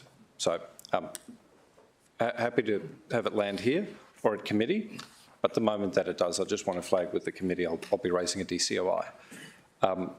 Councillor Belden-Lumsden, sorry, Councillor Taylor and then Councillor Belden-Lumsden. Thank you. Through the chair, can we all confirm that the 35 units and the 35 car spaces, there will be allocated a car spot per unit? How do we determine that that happens and we don't get 2 car spots per 1 unit and some don't have it, relying on the car share? So, Mr Brown, my recollection is that the parking spaces are assigned to the unit in the conditions of approval, is that correct? Councillor Vorster, not quite. The city plan doesn't actually require those spaces to be linked. It's just simply a rate of car parking spaces per dwelling unit. So the developments propose those spaces. This is a great thing about having lots of eyes cast over the report. Councillor Taylor. Thank you. And the reason I've raised that is we did have a situation at Surfers Paradise where we approved a DA and there wasn't a confirmation of individual units to actual units, and we had to go through a exercise to resolve situations where people were buying units, believing that there were units there were car spots linked to their units. So how do we manage that situation? My sense would be that there would be an approval with a changed condition. Mr Moran, would that be correct? Yeah, that's correct, Councillor Wilson. So not anticipating a failure of this motion, but if we were to go back to the city officer recommendation, which has been foreshadowed by Councillor Hamill, you might wish to move an amendment to alter a specific condition to tie each spot to a unit if you felt strongly about it. Councillor Taylor. Councillor Belden-Lumsden. Thanks, Chair. Just a few more questions, sorry, on the, again, relating to the car share spaces. So on page 339 of the agenda, so it says AO1 of the Transport Code requires 51 spaces, in brackets 45 residents, 6 visitors. So to me that means it requires 51 physical spaces. This application provides 42 physical spaces, taking into the car shares, 5, that's the equivalent of 50 car spaces. So I guess it's still short of what's required in the transport code. So just first question, how stringent should we be with the AO of the transport code? First question. Mr. Brown? Through Councillor Vorster, the acceptable outcome is not a mandatory requirement, so the assessment benchmark here is a whole scheme where you have regard to the performance outcomes and the strategic framework. Okay, thank you, Chair. And then second question is on that, on those spaces that are required under the transport code, does that mean that many spaces are required under the transport code, or does that mean that many equivalent spaces are required under the transport code? Through Councillor Vorster, just I guess following on from a previous response, there's 2 performance outcomes which need to be met, which is on page 383. So the first is that the development provides off-street car parking to accommodate the parking demand, and at the same time the development provides alternative modes of travel to reduce dependency on private vehicle usage. So those requirements don't include a metric, and the officer's assessment has gone through and explained how those performance outcomes have been met. So, thank you, Chair. I guess just wanted to then draw attention to those performance codes. As Mr Moran said, that they don't have metrics. It purely just says, does the application provide off-street car parking to accommodate demands? We don't know who the tenants will be. It's obviously not possible to foresee what the demand will be. All we know is that it's multiple dwellings, so it's likely to be long-term accommodation, not transient people that may or may not have a vehicle at all. And then PO4, which provides alternate modes of transport. So that's just, again, somewhere to store a bicycle for the most part, seems to be how that's generally met. If I'm mistaken, obviously I'd welcome clarification, but generally I see that performance outcome as, is there a space to store a bicycle? All right. Yeah. Do you want an answer on that, or is that? I guess if there's something to clarify, that's just my understanding of that performance outcome, Chair. Thank you. Okay, so we're starting to drift from the specific DA here, and we're now talking about mostly planning scheme changes. So just if we could get a response to that. Sorry, with Chair, regard. Not meaning to stray, this is purely related to this Yes. application, because I don't support this particular application, and I want to clarify that my reasons for coming to the conclusion that this shouldn't be supported is warranted within our city plan. I don't want to just refuse an application based on vibe. I want to have reasonable grounds within our city plan as to why it shouldn't be supported. Thank you, Councillor Belden-Lumsden. So, Mr Brent, did you follow that? And I note that I interjected there into the process and might have confused the issue. Do you have enough to respond to Councillor Belden-Lumsden, or would you like the question restated? Thanks, Councillor Vorster. Councillor Belden-Lumsden, the performance outcome 4 doesn't strictly relate to bicycle parking. So the car share is a legitimate part of our city plan with a rate. So I guess it is part of the parking solution. It's all part of the same transport code. Councillor Taylor. Sorry, through the chair, and I know we can make a change recommendation, but I'm still not clear on each car spark. When does that get allocated to a unit? It doesn't propose to, and that may be a matter for the body corporate, unless the DA is modified by us in this moment, and ultimately defensible if challenged, to assign a space to a unit. Is that correct, Mr Brown? Yes. The reason I'm raising it, in my area, we've had a lot of conversations about units having car parks and whether they do or don't have car parks allocated to them. So if I'm a resident that's buying a unit, how do I determine whether my spot has a car park or not in a particular scheme? That's the reason I'm raising it. That would be on the title. On your title at the time of purchase.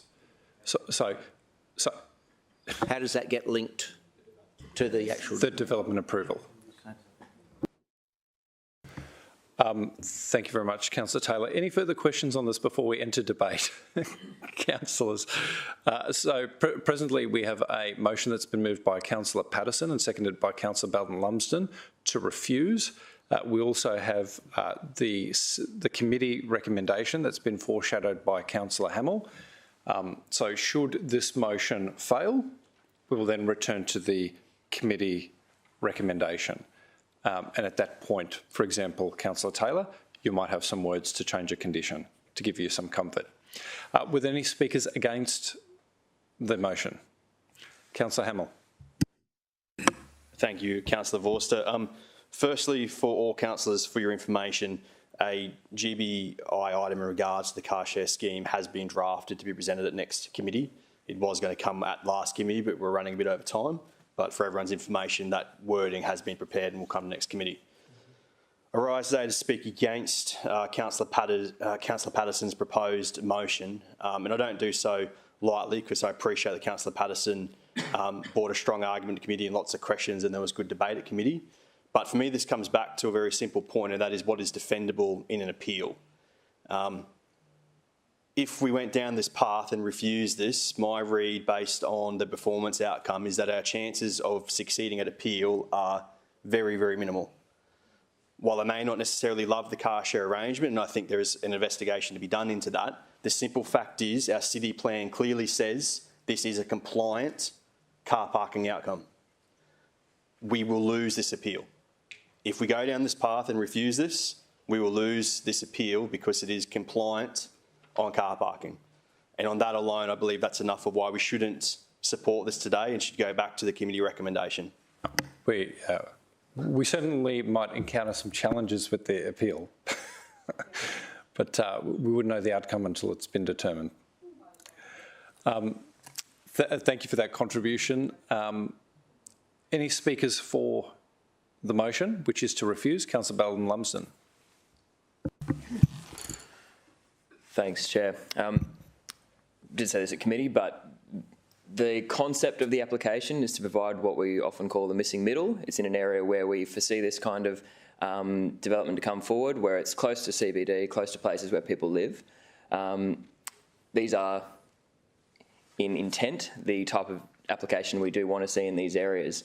Where this one falls short is in a number of places, in my opinion. The parking arrangement, as I said, it falls short of our acceptable outcomes under City Plan transport strategy. This is for a multiple dwelling use. It's permanent or long-term accommodation. The people that live here will be there for an extended period of time. It is quite likely they will intend to call the Gold Coast home for a long period of time. Current state of living on the Gold Coast, most people own a vehicle, most people own multiple vehicles. I foresee that causing amenity issues in that local area because of this development specifically, if it was to go ahead. That car sharing arrangement, I think, would work well in more transient type accommodations, be it short-term accommodation, student accommodation, things to that effect. But when it's multiple dwelling where it'll be long-term accommodation, I see that causing significant impacts when the car parking ratios we usually see in acceptable outcomes aren't being met. I've also raised concerns about the setbacks of the development. I believe that would cause implications with the developability of the neighbouring properties, certainly with the upper storey setbacks. If neighbouring properties were to be built in the same way, quite likely be able to high-five your neighbour on the upper floors, which I don't think is conducive to the high standard of development we want to see in the city. And then finally, just the performance uplift provisions of this application. Again, it would talk to high standard of appearance, complementing the, so I think it's just cut off there, but standard of appearance, adding to the local character of the area, and good street interface. In terms of excellent standard of appearance, to me, the building looks like a rectangle. I wouldn't consider it exceptional by the wording of our city plan. And in terms of adding to the character of the area, again, I believe this will contribute to more on-street parking than we'd like to see in that area, and the amenity impacts that it will cause long-term, I think, are problematic. Thank you very much, Councillor Belden-Lumsden. Any speakers for the motion? Councillor Tozer. Please. From start to finish so we can review what we're voting on. If we could get the Star Wars treatment. It would be excellent. Oh, is it the one in the minute? Has it been changed since the minute? Ah, that's all right then. In a local government area, a long time ago. No, I'm on the page. I just thought it was changed. All right. You happy there, Councillor Tozer? Yeah, I thought it had been, sorry, I should stand. I thought it had been changed since committee, but evidently it has not. All good. All right, councillors, in the interest of time, I think it's appropriate we bring this to a head, noting that there is a foreshadowed recommendation. So I'll put that to a vote unless Councillor Patterson, you wish to close. And please do, don't let me discourage you. If I may. So, and I just want to refer to the point made by our planning chair, who I appreciate his point, and I appreciate that our committee members look through the lens of does this hold up in court? And I'd just like to refer him to the most recent decision by Judge Rackerman, where this committee, this council was given reasons by our officers about why we had to support something based on it meeting the requirements of the city plan. Well, the judge did not find in favour of that. So I would say that the straight statement that this would not hold up in court is not necessarily true. My biggest concern with this is there is absolutely no integrity with this car shared space intent. That wasn't the plan of this developer. It was a last-minute thing to get this through. It's a very, very different scenario, and that's why I am requesting refusal today. Thank you very much, Councillor Patterson. Councillors, I will now put this to a vote. Now remember, we're dealing with Councillor Patterson's motion to refuse the development application. There is a foreshadowed recommendation, which is the committee's. Don't confuse the two. Put that to a vote. All those in favour? Councillor, 1, 2, 3, 4, 5, 6. Those against? 1, 2, 3, 4, 5, 6.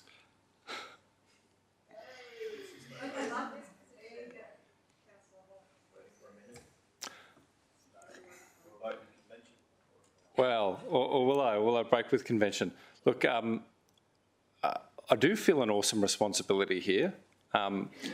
Councillor Patterson, unfortunately, I'm not going to be supporting your resolution as a casting vote, although I did support it in my capacity as an individual councillor, and I do so because I do want to entertain a proposed amendment that Councillor Taylor might have if he's put that together. So the motion is lost. And Councillor Patterson, did you want to be recorded as voting in the affirmative? Councillor Belton-Lumsden? Yes. May I request that we have the full vote? I don't think I can do that, I'm sorry. But for any councillor who does wish to be recorded, happy to do that. So Councillor Patterson, Councillor Young, Councillor Belton-Lumsden, Councillor McDonald, Councillor O'Neill. Might as well do Councillor Vorster as well.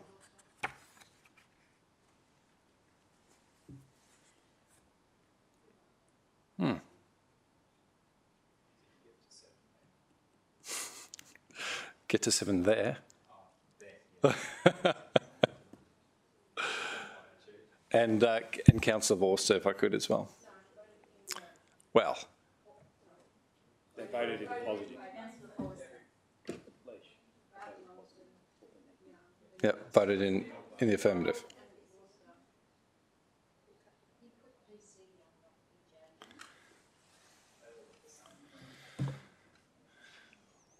Both look very young. Voted in the affirmative. Okay, so the foreshadowed motion now becomes the motion. All right, so that will be moved by Councillor Hamill, and I have a seconder for the foreshadowed motion, which is Councillor Owen Jones.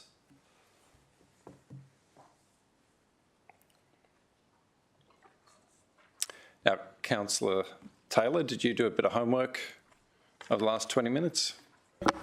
The best I possibly can. Look, unfortunately, I couldn't support the last motion. Sorry, well, I haven't invited speakers yet. I'm just trying to understand whether you have some words.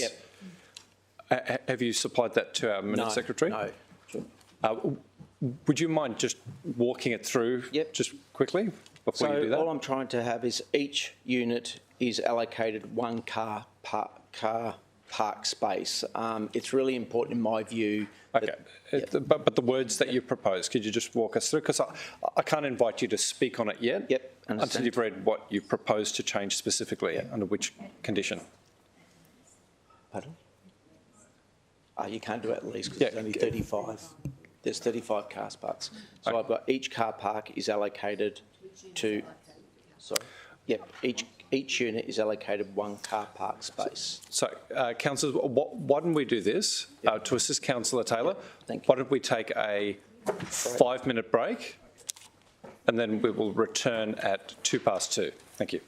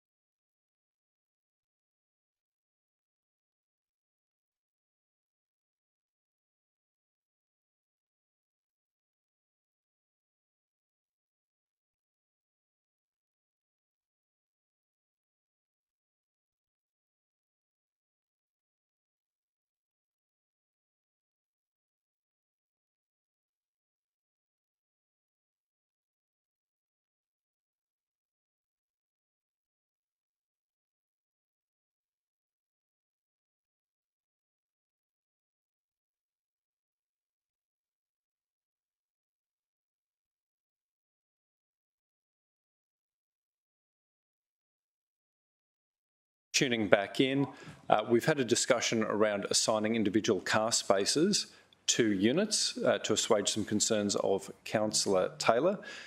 Rather than dealing with that as an amendment, there appears to be broad agreement with the mover and seconder of the foreshadowed recommendation, which is now the motion afoot, to include that. So we don't now need to proceed down the path of an amendment. Councillor Hamill, did you want to speak to the motion? Wonderful. Any speakers against? No, I'll be putting that to a vote. All those in favour? All those against? That is carried. Councillor Patterson, do you wish to be noted? No? Any councillors wish to be noted? No? Wonderful. We will now move on to the next item of business.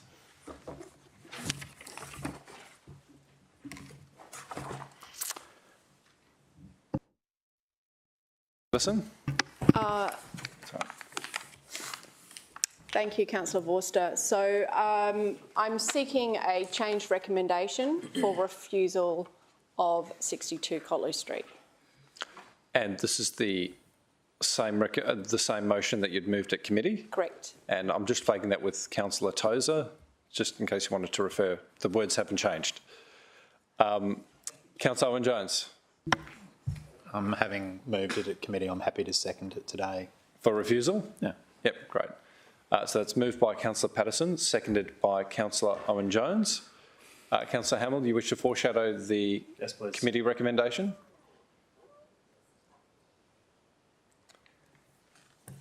All right, so we'll just get that up on the screen. So it's moved by Councillor Patterson, seconded by Councillor Owen-Jones. I hear they're going to have a tricycle sharing scheme at this one. Is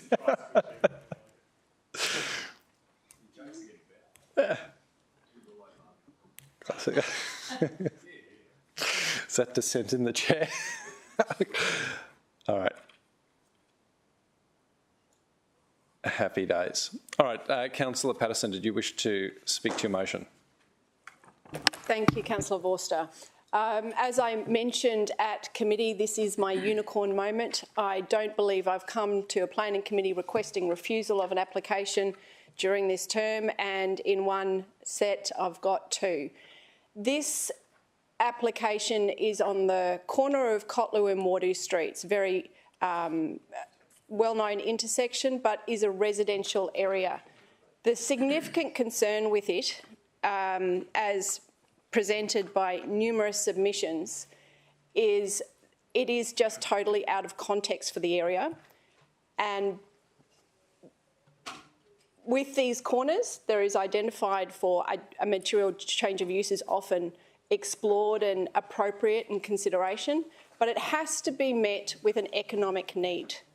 Our own economist report has identified a modest economic need, and it is that's at its most fundamental value of why we should not be supporting this, and it's not something that the residents of the local community wishes to see. Thank you very much, Councillor Patterson. Any questions? No, I'll go for a speaker against. Councillor Hamill. Councillors, again, this was another one that had a lot of questions and a lot of debate at committee. In speaking against Councillor Patterson's motion here today, I'm going to reinforce what I said at committee was that it is very evident there has been a thorough assessment by officers on this one, and they have come to a conclusion that this is an application worthy of support, and I believe that we should not seek refusal here today, but hopefully in the back of this, back the officers' thorough and professional assessment of this application and issue approval for this one. Thank you, Councillor Hamill. Any speakers for? Councillor Castro. Thank you. It's just a question, actually, and I probably should have asked that before Councillor Hamill spoke, but my understanding, and correct me if I'm wrong, not that I ever have been before, but all the time. Sorry, did I? But I just had a question as far as the need goes. My understanding was that it wasn't something that, from a planning perspective that you could factor in, as in economic need. That's not actually a reason for refusal. We can't factor. Yeah, so we'll get a response from city officers, but if I cast my mind back, it becomes a relevant matter that city officers may have regard to when carrying out an assessment. And in this instance, need was regarded as a relevant matter and therefore was drawn into the report. Mr Moran? Thanks, Councillor Vorster.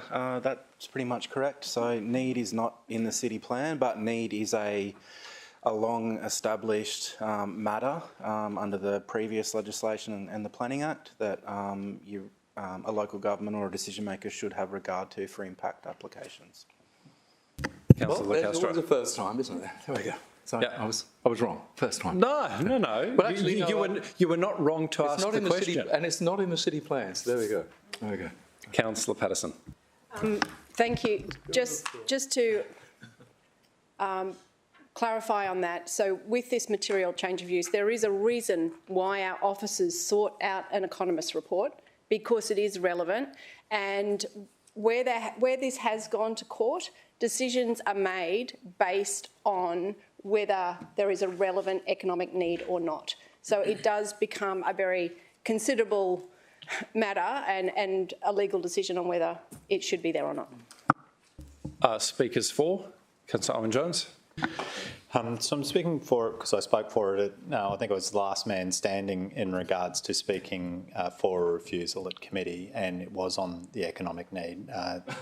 There actually is quite a large catchment area that is Southport, and it's probably a 15-minute drive from one end to the other in regards to the size of the catchment. But there's already, from memory, there was 17 odd established childcare centres, and there was available capacity in all of those centres, and there was, from memory, something like 300 available spots at this point in time. So clearly there were a number of submissions that were provided to officers through the process, including in regards to traffic and in regards to economic need, and there's clearly a group of submitters who are immediately affected by, or believe that their amenity is immediately affected by the change of use from a residential property into effectively a business. So I think it's beholden on us to take that on board, and in regards to the economic need, I couldn't see for myself that there was a need for it at this point in time. Thank you, Councillor Owen-Jones. Councillor Pauline Young. Look, I stand today to Councillor Vorster through you. I can't support Councillor Patterson's changed recommendation here. We quite often talk about the size of some of these sites for childcare centres in other areas within our city, which are on much smaller sites. We've got a site here that's 2,500 square metres. It's a corner lot there. We've got separation by, and I know Councillor McDonald's spoken to it quite often in the past in her area, where abutted right to the fence is another residence on the other side. On both sides of this, we've got tennis courts on bigger sites where the houses are actually set back. So they have designed the childcare centre in this area to ensure that they protect that amenity there. And I go to refer to what Councillor Owen-Jones said about, in that catchment in the area, yes, there's 17 odd daycare centres, but as we know by the congestion on our roads, many mothers or many fathers travel to their place of employment, which is far outside of their residential catchment, and they are looking to find good quality childcare centres within the catchment of their work, so that if they get that call to say your child's got to be picked up, that they are in close proximity to that. To say that that catchment, we're in a very high density residential area there. We've got a lot of changes coming through within the city, and I think if it's incumbent upon us to actually consider the fact too that people travel outside their residential areas. They like to have good childcare within an area, and they like to be able to have access to that during the day. So I'm sure the applicant has taken all of those things into consideration, and whilst I acknowledge what the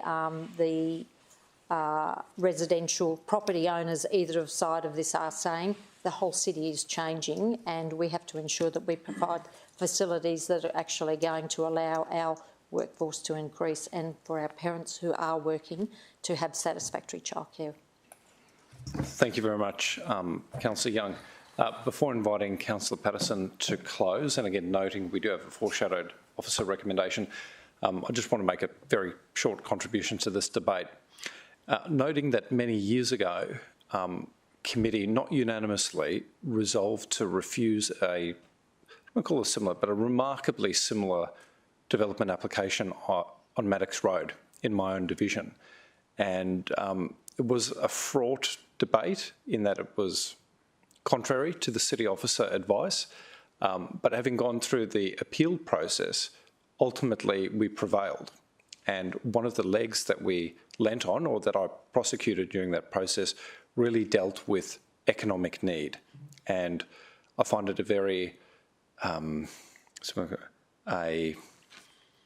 obtuse kind of measure to test against.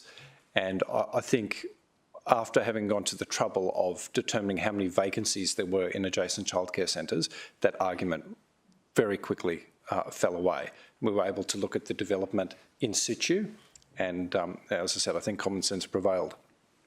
So economic need for me is a consideration, because I don't believe that there is one, but also regard the development, although gorgeous, as far as a childcare centre is concerned. I mean, this is a gorgeous development. I don't actually think that it's congruent with the character of the area whatsoever. But that's my personal view. And most of all, though, the ingress and egress arrangements at that intersection absolutely worry me. And it's not just vehicles, but it's also pedestrians. So you pedestrians using the footpath through that Cotloo frontage, coming into conflict with vehicles turning in, it just gives me the heebie-jeebies. And for that reason, I can't be supporting it today. But that's my personal opinion, and it's one of very few around the table today. Councillor Patterson, do you wish to close? Thank you, Councillor Vorster. This is a residential area, and we do consider through our city, on corners of residential areas, to consider other uses. However, those uses have to stack up to be shown for why would we go against the grain of that area, of that low-rise residential area. And one of the relevant reasons for that is economic need. When the first economic report was presented to me by officers while they were considering this, I read it and assumed that on the basis they would go, there is no economic need.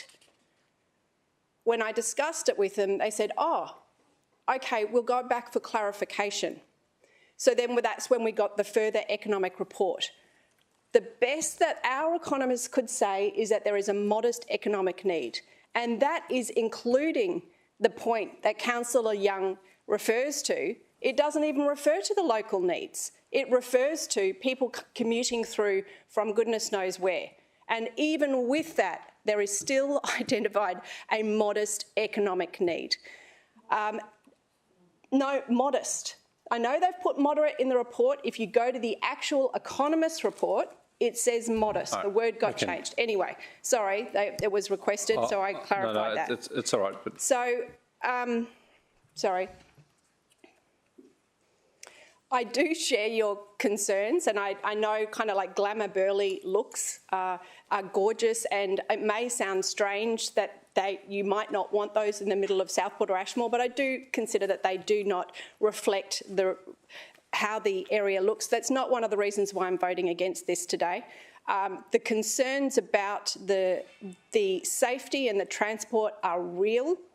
It is a very significant corner which we have school students and people walking along as much as dealing with those transport issues.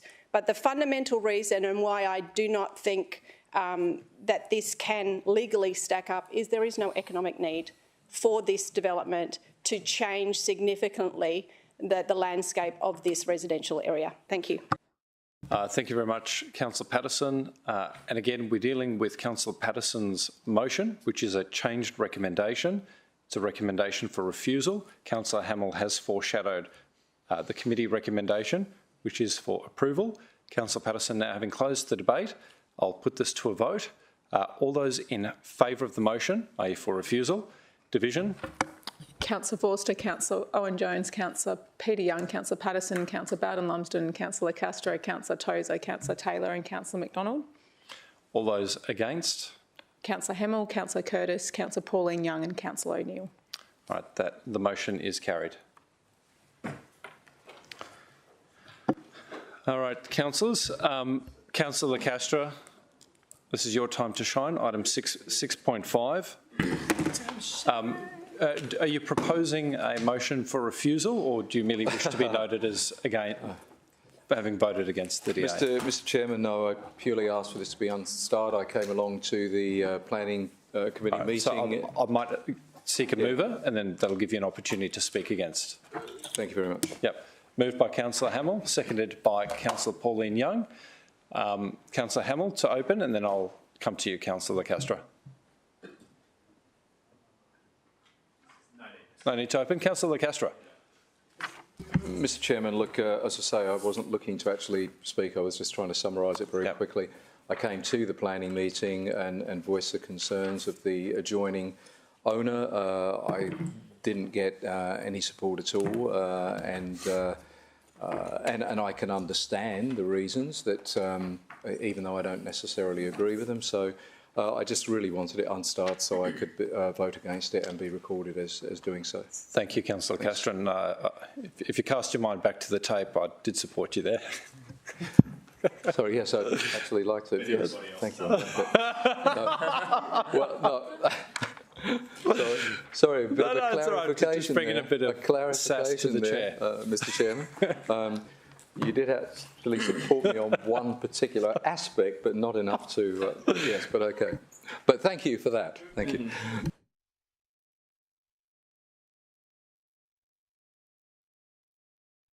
Motion. Councillor Hamill, did you wish to close? All right, councillors, I'll put that to a vote. All those in favour? All those against? Councillor Castro would like to be noted. Councillor McDonald? All good. All right, that is carried. No, we've dealt with the childcare centre. The one on the table says childcare. The one on the screen says childcare centre. I think we were just moving a dwelling house. That's right. This is the Carrara item. I don't believe it. I don't believe it's a party house, Councillor Vorster. No, I didn't say party house. Some place to live. Yeah. Did I say party house? No.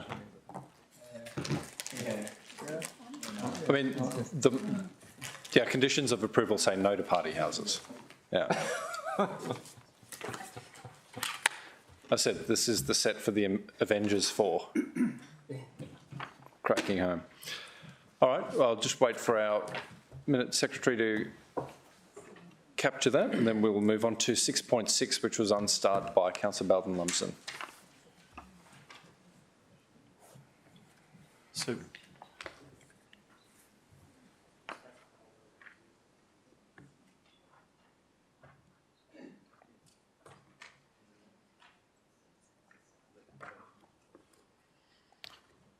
okay, we're good?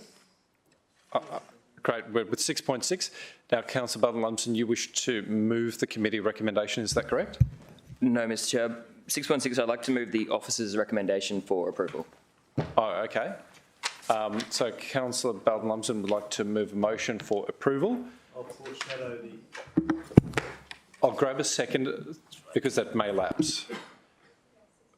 Councillor Patterson, did you wish to second? No, Mr Chair, this is 6.6 for the student accommodation. Yes. Thank you, Mr Chair. Yep. So we're up to 6.6 and Councillor Bowden-Lumsden has moved with the support of Councillor Patterson the officer recommendation. All right, Councillor Bowden-Lumsden, I'll invite you to open. And noting that Councillor Peter Young has foreshadowed the committee recommendation. Yep. All right, thank you, Mr Chair.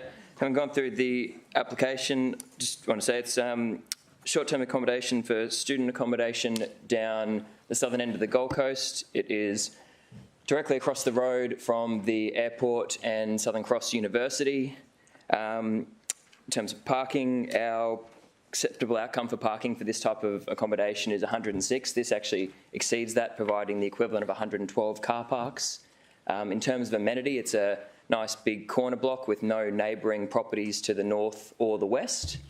And just opportunity for our growing city, Chair. There's going to be a total of 212 bedrooms for students and people coming to the Gold Coast who are looking to further their education and hopefully find some interim accommodation as they perhaps look to make the Gold Coast their permanent home as they upskill, gain education and look to live to the Gold Coast more permanently. I think this is a great opportunity. In terms of its appearance, it's a very well-presenting rectangle with no neighbouring properties to the north and west, and I would like to give it my support. I also want to back our officers in their thorough assessment of this application. I know. This is a very good-looking rectangle for you, Chair.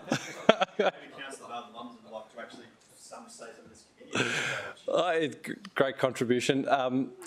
Before I invite questions, other questions or speakers against, just for the viewers tuned in, I'd just like to ask this question with respect to parking. To perhaps Mick, how many physical car parking spaces are proposed for this development?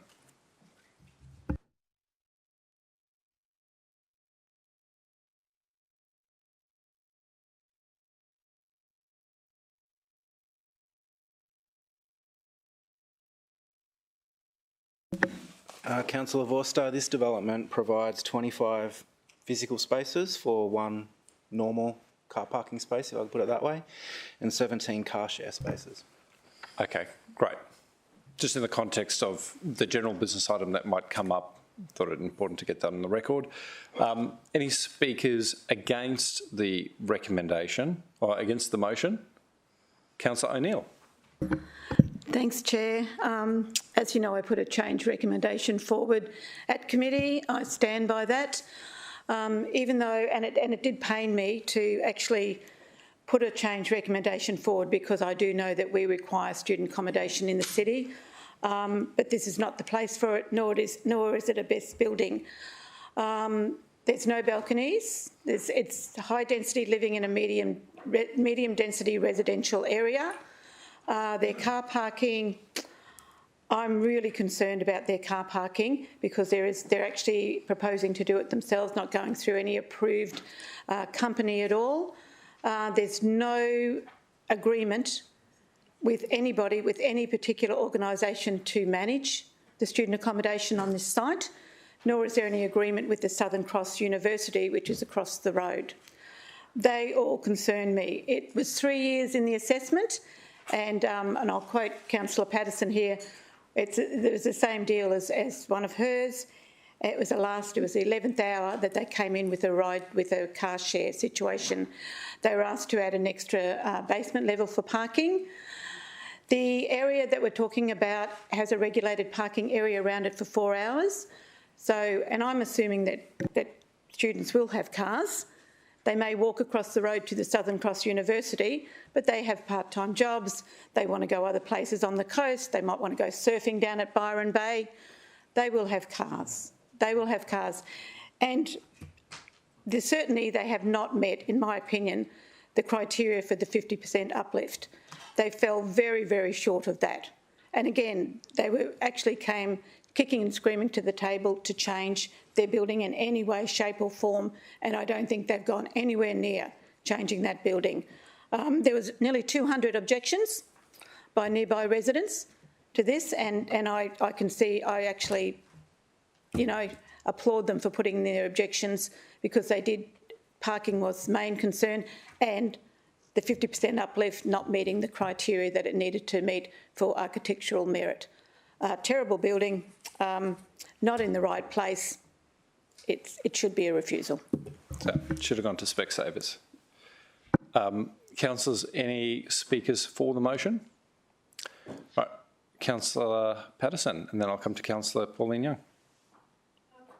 Councillor Vorster, I'm a strong advocate in consistency, and I've been persuaded by my fellow council members as to why they voted to approve Pullman Street because it meets with our city plan with regard to those shared spaces. We have a desperate need for student accommodation. The number one compelling argument against this is because of the shared parking spaces. We have just voted 5 minutes ago that we are happy with that in an area which is for homeowners, normally first homeowners, to deal with, and also to deal with managing that by themselves. Whereas here is for a transient group of people, our student accommodation, our students, and it will be managed by the entity. So it's not on those residents to manage it. I cannot see the logic in this council just approving Pullman Street and then not approving this one on that same basis. And so on that basis, as having been open and persuadable and having listened to the arguments for that last case, I support the officer's recommendation for this one. Thank you, Councillor Patterson. You're quite right. It's important that we maintain a level of consistency. But just for the record, given that the thinking of the council collectively was challenged, I just want to make it clear that I do regard the two cases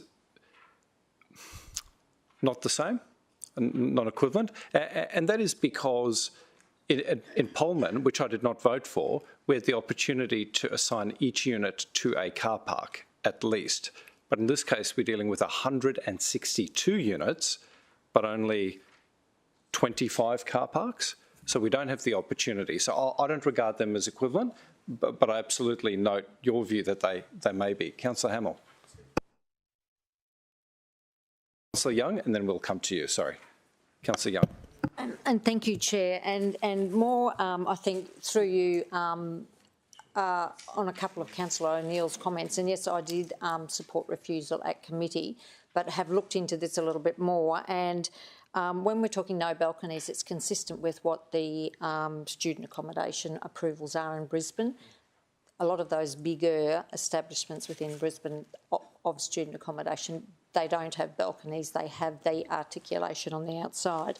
And then when it comes to the car side of things, I've always investigated that as well at a few different establishments up there, and they condition it where that if you choose to have a car that you want to have on site, it's $50 to $100 a week additional rent on your. So if you are a student who is gearing up to just have enough work to fund your accommodation, then you're not going to be in a position to take that up. And having talked to a few of the parents and that up there, they said the kids are choosing to leave their cars at home with their parents, and generally the people that have cars in the area, those that are country kids that are coming into the area and driving back home on the weekends, but those that are Gold Coast dwellers who are living in Brisbane are choosing to leave their cars at home rather than pay an extra $100 a week in accommodation costs, because there's good public transport to take them to and from their working environments and also to their study environments. So,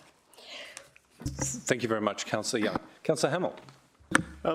Mr Chair, my read from committee and read of the refusal is that while the car share arrangement is raised as part of the refusal, the actual real reasons put forward by Councillor Neal and where committee backed it strongly was around the 50% uplift, in that we disagreed strongly with against the officer's recommendation that met anywhere near the requirements for that 50% uplift. So I think that's important. The car share arrangement aside, for me, while at committee I was prepared to back Councillor O'Neill's refusal is that this building is not, in my opinion, warrant the 50% uplift. It hasn't met those 9 criteria, and I do not believe it is deserving of an approval from the city, and that we should not support Councillor Bowden-Lumsden's motion here and revert back to the committee recommendation of a strong refusal against this one. Thank you very much. Councillor McDonald. Yeah, absolutely, please. Thank you, Mr Chair. How can it be guaranteed that it will be only used by students? Because it would otherwise be a development offence, but I've got some experience on that.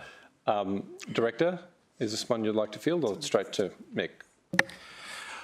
Councillor Voster, you're correct. It's this application, if it was to be approved by the council, is for student accommodation, so any other use would be a development offence. And Councillor McDonald, yeah, so it'd be non-compliant. That said, I have an example where a student accommodation approval close to a university that does not have an agreement with that university is rife with non-students. And it's been like this for years. And it's been a very fraught process to try and bring that back into alignment with its original development application. So certainly a valid question. Councillors, any further questions? Any speakers for the motion? Councillor Tozer. Thank you. I came with an open mind to this matter, Mr Chair. I wasn't quite sure how it would play out, and I'm just conscious of Councillor O'Neill's broader commentary about the amenity and the impact on her community. And I suppose I want to have great compassion for that. But I also want to acknowledge Councillor Bowden-Lumsden's persuasive argument. I think this idea that we have Southern Cross University right next to the airport, if we are thinking about delivering student accommodation, it occurs to me that the place for student accommodation is right next to a tertiary institution, and this is within really close walking distance of it. Notwithstanding the challenges in relation to car parking, and some of the other amenity issues, I've got to say that I think the incredible need that we have to make sure that students who want to visit our city, and we're spending millions of dollars in supporting Study Gold Coast and now Experience Gold Coast as part of that, it makes entire sense, makes absolute sense for us to support this this provision of new stock on the market for this type of visitor to the city, and I hope that councillors do support it today. Thank you very much, Councillor Tozer. Councillor Bowden-Lumsden, do you wish to close? Thank you, Chair. I just want to start by just mirroring what you've said. A few other councillors have made reference to the Pullman Street application. I want to mirror what you've said, that these applications are very dissimilar. Pullman Street was permanent accommodation, and so it's permanent accommodation. This is student accommodation. There was commentary about this not being the place for it. I don't see where there is a better possible opportunity to provide student accommodation in the city, where we desperately need student accommodation, directly across the road from a university. I think that is the perfect location for student accommodation. I was a teacher prior to council. I'm a very strong supporter of lifelong learning, and anything that we're doing to enable students to come to the Gold Coast and further their education, I think is a good outcome. The application provides a range of different room typologies from 1, 2 and 3 bedroom. So there's different varieties for students who want to have a different tertiary education lived experience on the Gold Coast. In terms of the 50% uplift, I think this is actually prime opportunity. It's in an area where the 50% uplift is afforded. They've taken that opportunity, which is great. As I've said, we need more student accommodation. They've provided a building that doesn't impact neighbouring residents to the north or west because they don't have neighbours to the north or west. The outcome, I think, is a very well-presented building.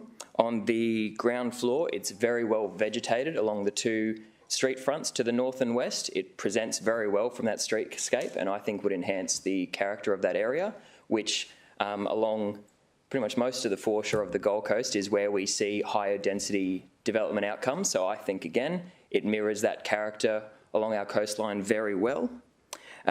So I think the 50% uplift is very warranted in this instance.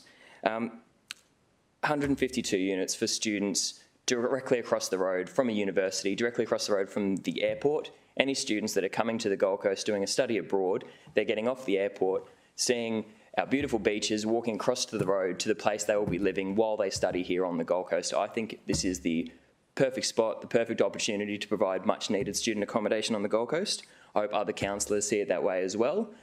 We've been promoting things about study abroads, homestays, that kind of thing. We need student accommodation. Here's an opportunity to provide 200 beds for students who are looking to come to the Gold Coast, live on the Gold Coast, experience the Gold Coast while they're furthering their education, and hopefully have half a mind to go, let's make the Gold Coast my permanent home, and then they can look to the other parts of the city that aren't student accommodation as to where they want to spend the rest of their life. So thank you, Chair.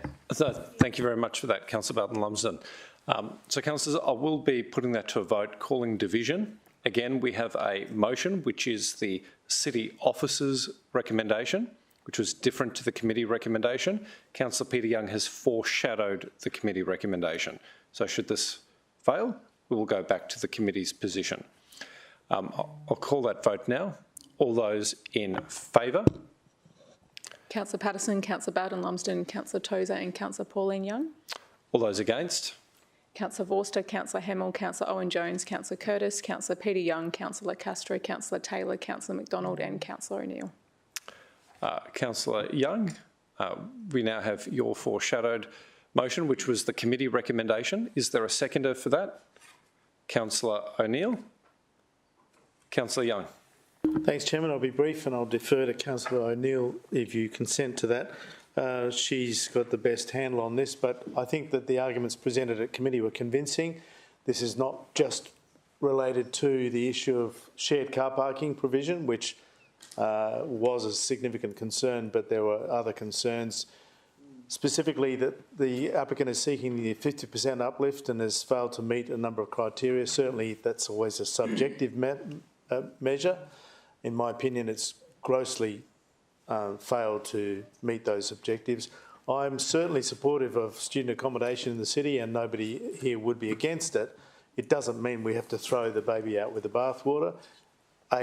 Another proposal on this same site that didn't seek to achieve such a high density and with such other impacts upon adjacent properties would have been justifiable, but this particular one is not. Thanks, Chair. Thank you very much, Councillor Young. Before coming to Councillor O'Neill, were there any speakers against the motion? No. Councillor O'Neill. Thanks, Chair. Look, all I can say is that I had quite a few reasons for refusal at committee, and I won't go through them all now. They are actually in the minutes. But one of them was also about reinforcing local identity. And when Councillor Bowden-Lumsden said this is a perfect location because it's across the road from the university, that's all it's got going for it. It's across the road from the university. There's nothing else that I can say positive about that this would be a perfect location. When you talk about high density living and 212 bedrooms, which equates to 5.5 square metres, it's a high density, and I would absolutely think that the applicant should be encouraged to look for, if he wants to present that sort of application, look in high density regions, and there are quite a few around that area, but this is not one of them. And the building is just has not met the requirements for the 50% uplift. And we have said quite a few times in this chamber that we have to stick to our guns and make sure that the criteria is really met to a very high standard. And this is by no means a high standard. And I would encourage my councillor colleagues to come with me on this. Thank you. Thank you very much, Councillor O'Neill. Before returning to Councillor Young to close, I just want to remark the balcony issue really bothered me because the student accommodation that I'm familiar with in Brisbane, I think, is really designed to reduce the impact of that inner city buzz into your living quarters. But I think here on the Gold Coast, design really has to be sympathetic to our coastal environment. And that for me was the greatest obstacle to overcome in supporting the 50% uplift, because I saw it as an inner city product on the coast. So for that reason, very happy to support Councillor Young's motion. Councillor Young, did you wish to close? Chairman, just personally, I believe I've been very consistent this afternoon. I supported Councillor Patterson's motion to refuse the Parliament Street, not purely because of the reason of the car parking, but for other reasons that I thought were important. And in this case, I believe that my position's not been swayed by the arguments presented. I'm happy to see this one refused. Thanks. Thank you very much. All right, councillors, I'll put that to a vote. Is there an appetite to call a division, or is the vote fine? Would you like a division, Councillor McDonald? All right, I'll call a division. All those in favour? Councillor Vorster, Councillor Hamill, Councillor Owen-Jones, Councillor Curtis, Councillor Peter Young, Councillor Patterson, Councillor Castro, Councillor Tozer, Councillor Taylor, Councillor McDonald and Councillor O'Neill. All those against? Councillor Bowden-Lumsden and Councillor Pauline Young. And would you like to be noted? Oh, yes, of course. Sorry, I hadn't yet seen it pop up on the screen, so good catch. We've had a great meeting. Very great meeting. All right. While that's being dealt with on the screen, we now deal with item 6.7. Councillor Hamill, you happy to move that? Yes. Okay. Councillor Taylor, happy to second that? Councillor Owen-Jones? You good? He's going to third it. He's going to move an amendment. Councillor Hamill, would you like to speak to that? Keep it brief, Councillor Vorster. Just to reiterate a few points I made at committee that the Spit is one of the most loved locations on the Gold Coast and has been through a tremendous amount of master planning over a long period that involved a tremendous amount of community consultation. As an end result of that, we had the Spit Master Plan, which was adopted, and this is another significant redevelopment of a site inside the Spit. So to make that point there, while they're in the submitters, there were questions raised about the adherence of this proposal to the Spit Master Plan.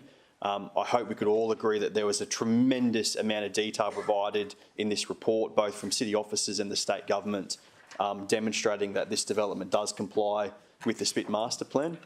And Mr Chair, to finish by saying it will be, while sad for I'm sure a lot of people with memories on this site, to see it redeveloped and be contemporary for our tourism needs in the Gold Coast and the product there is such a demand for is a great outcome for our city. Thank you, Councillor Hamill. Councillor Taylor, did you wish to make a contribution as the local councillor? Yes, thank you. Very supportive of this development. As Councillor Hamill mentioned, it's what's envisioned with the Spit Master Plan, and there was some concerns with some of the applicants because we had a lot of tourist operators on the actual site. And what it did highlight to us as a city that we do have a challenge to make sure that we've got place for those operators moving forward, but we couldn't consider this part of this decision. The sooner we get these type of developments out the ground and built, it will really activate that part of the Spit. It's a very popular part of the Spit for the Gold Coast, and this uplift is very important for the area. So it did highlight some concerns, which as a city we will take on board and hopefully work with operators, but it's really important that these type of developments get underway. Thank you. Thank you. Councillor Young. Thanks, Chairman. I noticed in the papers that a number of groups had made submissions, and whereas I don't think this is a declarable conflict, so I will just raise it and people can ask for me to leave if necessary. Wildlife Preservation Society of Queensland made a submission, I'm a member of it, and Gecko Gold Coast made a submission, I believe, and I'm a member of that. There was also a submission from Peter Young, but that's not me, I believe it's a resident of Main Beach. So putting that aside, I'm... Thank you.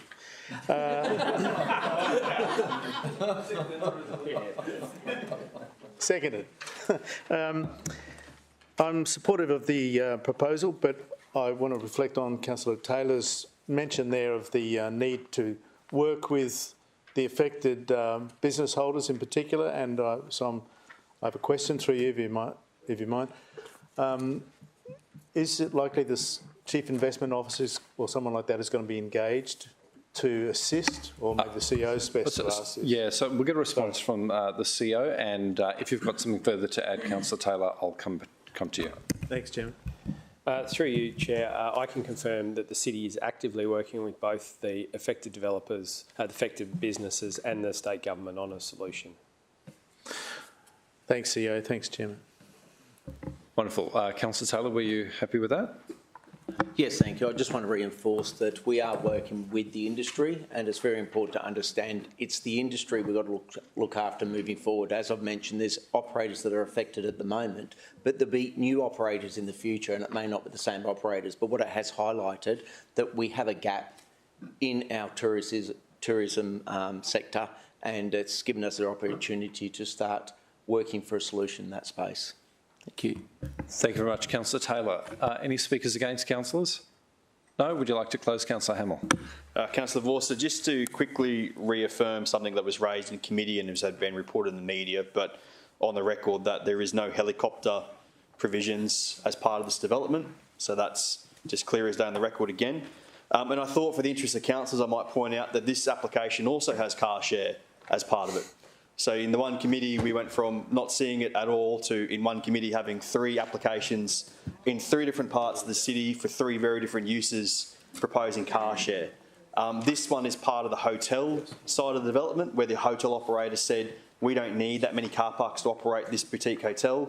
We propose a car share as part of our solution, which I think will be really informative in the GBI at the next committee of analysing where car share does and doesn't work into the future, Mr Vorster.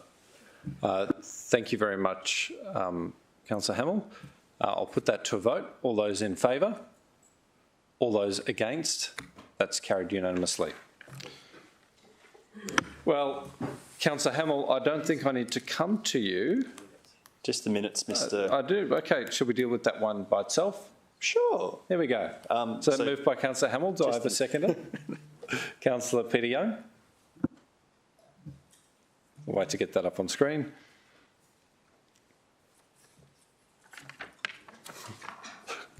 What a day to be a Gold Coaster.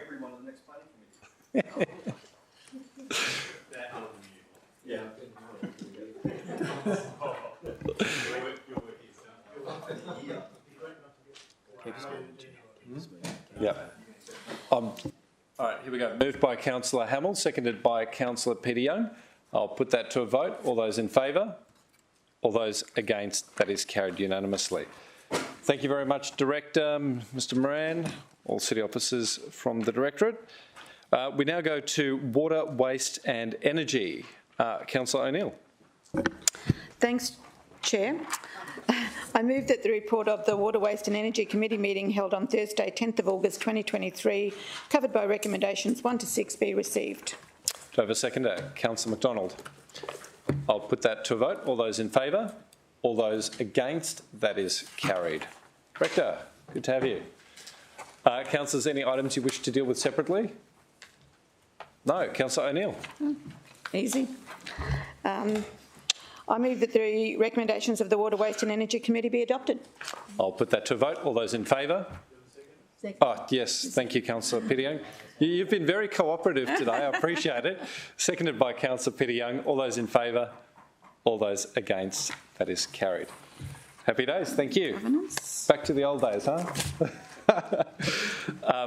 Right, councillors, we now turn to Governance, Administration and Finance. Councillor William Owen-Jones. Thank you, Councillor Herman Vorster. I move the report of the Governance, Administration and Finance Committee meeting held on Tuesday the 15th of August 2023, covered by recommendations 1 to 8, be received. And seconded by Councillor Patterson. Thank you. I'll put that to a vote. All those in favour? All those against? That is carried. Councillor Owen-Jones, any items to deal with separately? If we could deal with 7.2 separately, I think that Councillor Bowden-Lumsden has a conflict and I need to make an amendment. Councillor Bowden-Lumsden, why don't we deal with your conflict? Thank you, Chair. So for item 7.2, which was titled Sale of Land for Overdue Rates or Charges, I raised a conflict that have related party, Katrina Bailden, who is my mum. She owns one of the properties neighbouring a listed property. I haven't discussed any of the contents with my related party, nor will I, but just given the nature of the item, I will voluntarily leave the room when that item is discussed. Happy days. Well, I think we're turning our attention to that item now. Yeah. Oh, see you soon. Just wait for the councillor to cross the threshold. I'll come to you, Councillor Owen-Jones. Thank you, Councillor Herman Vorster. So we have a slight amendment to the committee recommendation, which will be to reflect the confidential papers that have been updated and circulated at the beginning of the meeting.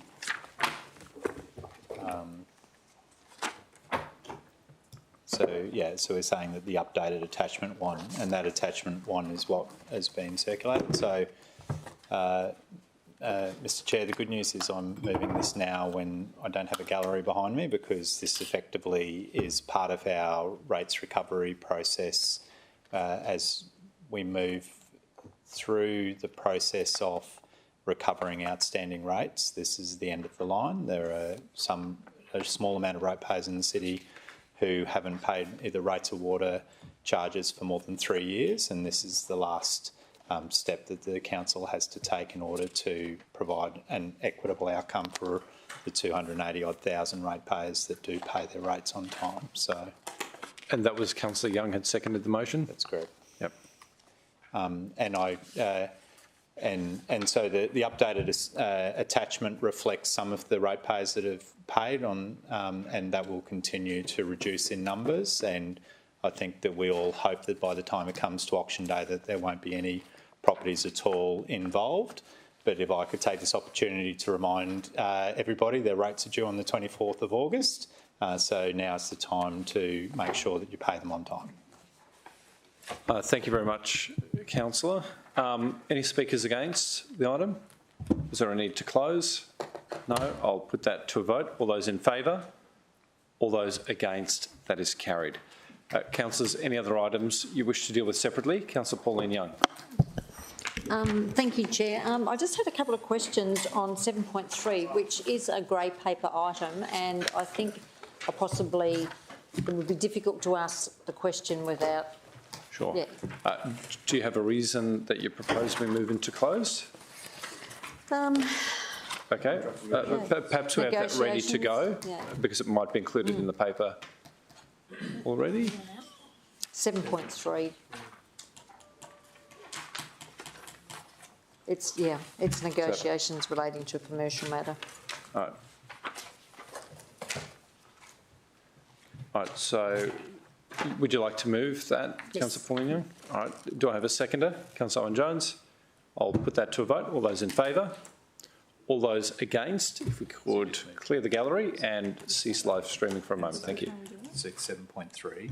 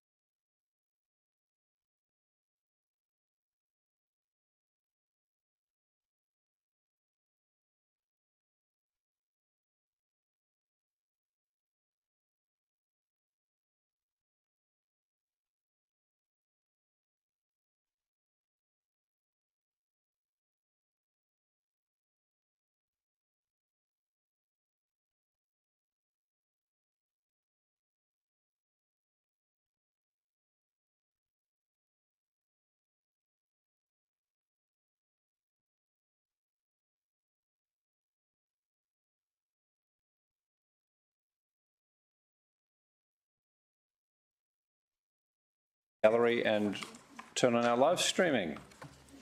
Welcome back, viewers. We did pull out this item to deal with. Oh, no, we haven't dealt with it separately, but we did have some questions. I can just rest where it is for the moment, unless someone would like to move it specifically. No? Would anyone like to move any other items in the report? No? Councillor Owen-Jones. Thank you, Chair. I move the remaining recommendations to Governance, Administration, Finance Committee be adopted. All those in favour? I think Shelley seconded. No, yeah, got that. But who's chairing this meeting? Not you. Councillor. Oh, I think we're going to need a break, and the CEO will squirm at that. That's seconded by Councillor Patterson. All those in favour? All those against? That is carried. Thank you. All right, councillors, let's speed through these minor items. Thank you for that, Alicia. Consideration of notices of motion. I've not been notified of any. Questions on notice?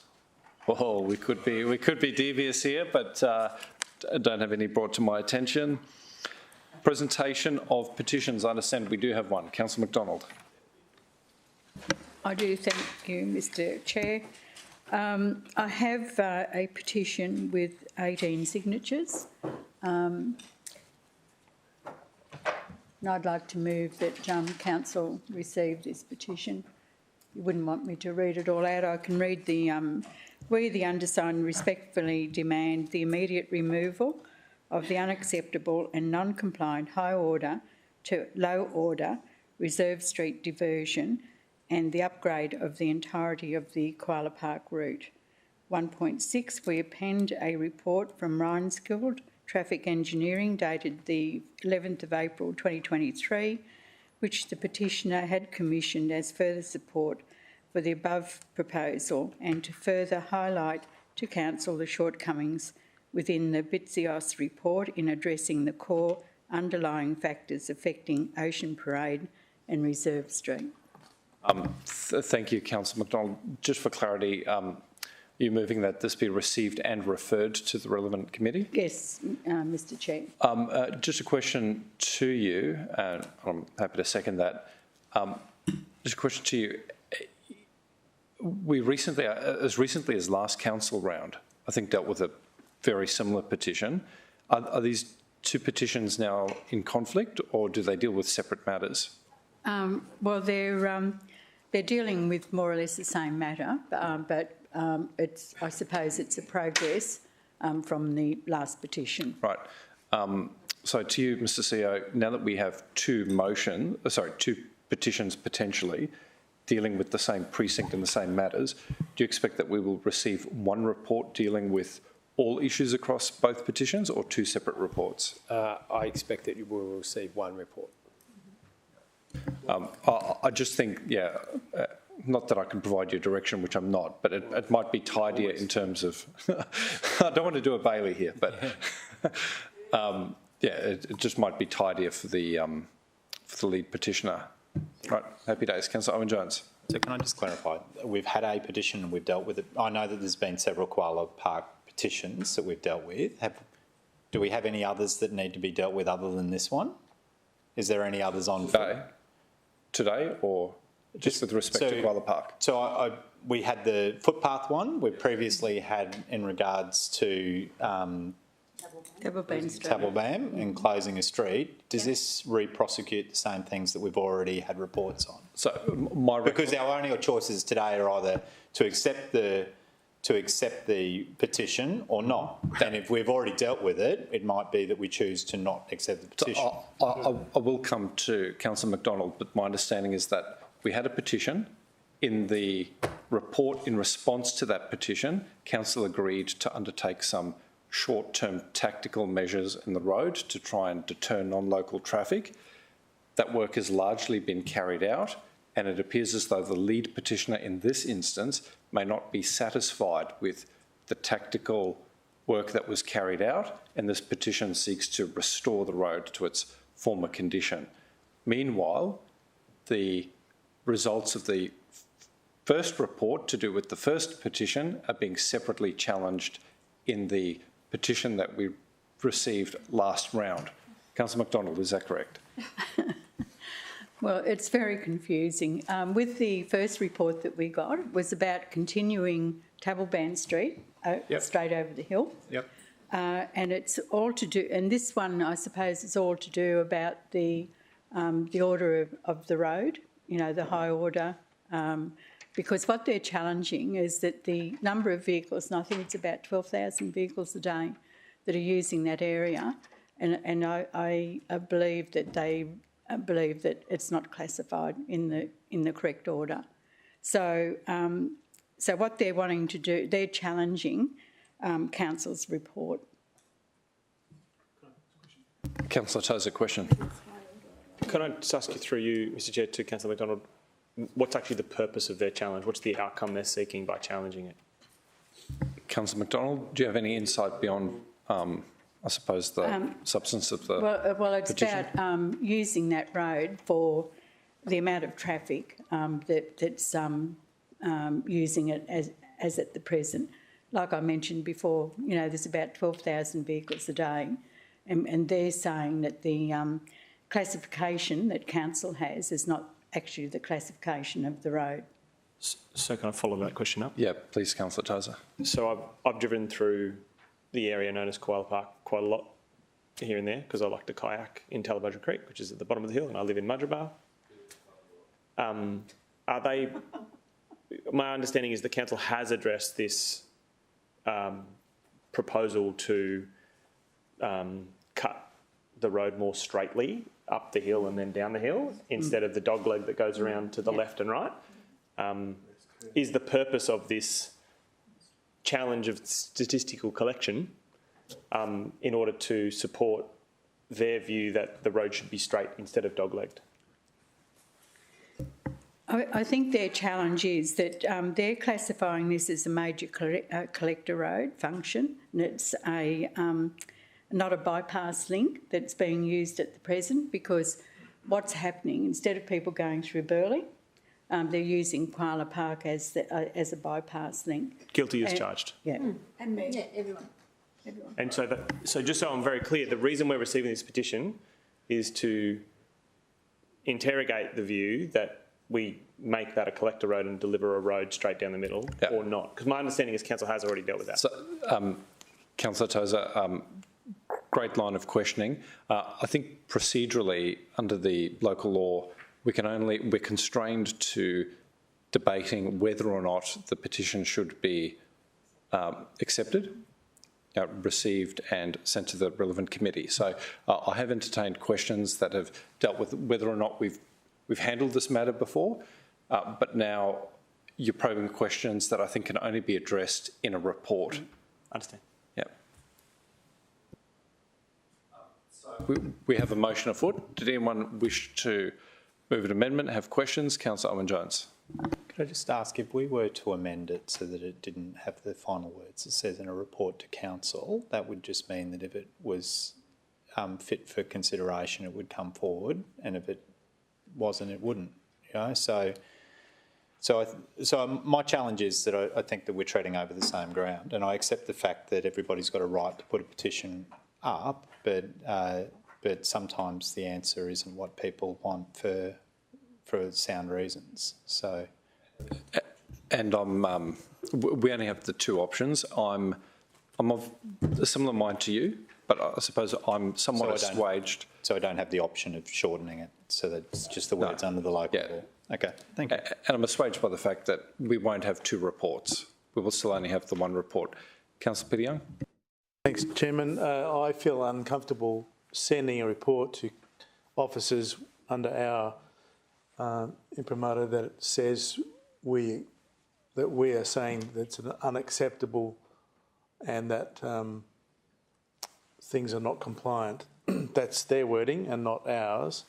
And I would rather all of that other stuff that we can see partly listed on the page be removed from the petition. So it's just the simple prayer that the petition be received and referred to officers. That's it. So it would read, so Councillor McDonald, are you comfortable with that? So the motion would read that the petition be received and referred to the appropriate committee for consideration and report to council, which is actually what the local law provides for and nothing else. Are you happy with that? Okay, great. Happy days. Are you happy, Herman? Yep, sweet. Okay. I did ask myself, yes, Councillor Hamill. Oh, just checking with myself. Don't do your market research in the mirror. All right, councillors, any speakers against or any further questions on that? No, I'll put that to a vote. All those in favour? All those against?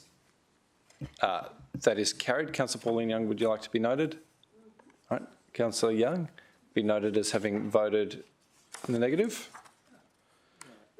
Happy days. Geez, now we get on to the meaty stuff. Yep. So, councillors, we will go to the top, but as everyone for a 5-minute break. Bathroom stop. All right, so let's take a 5-minute break. See you shortly.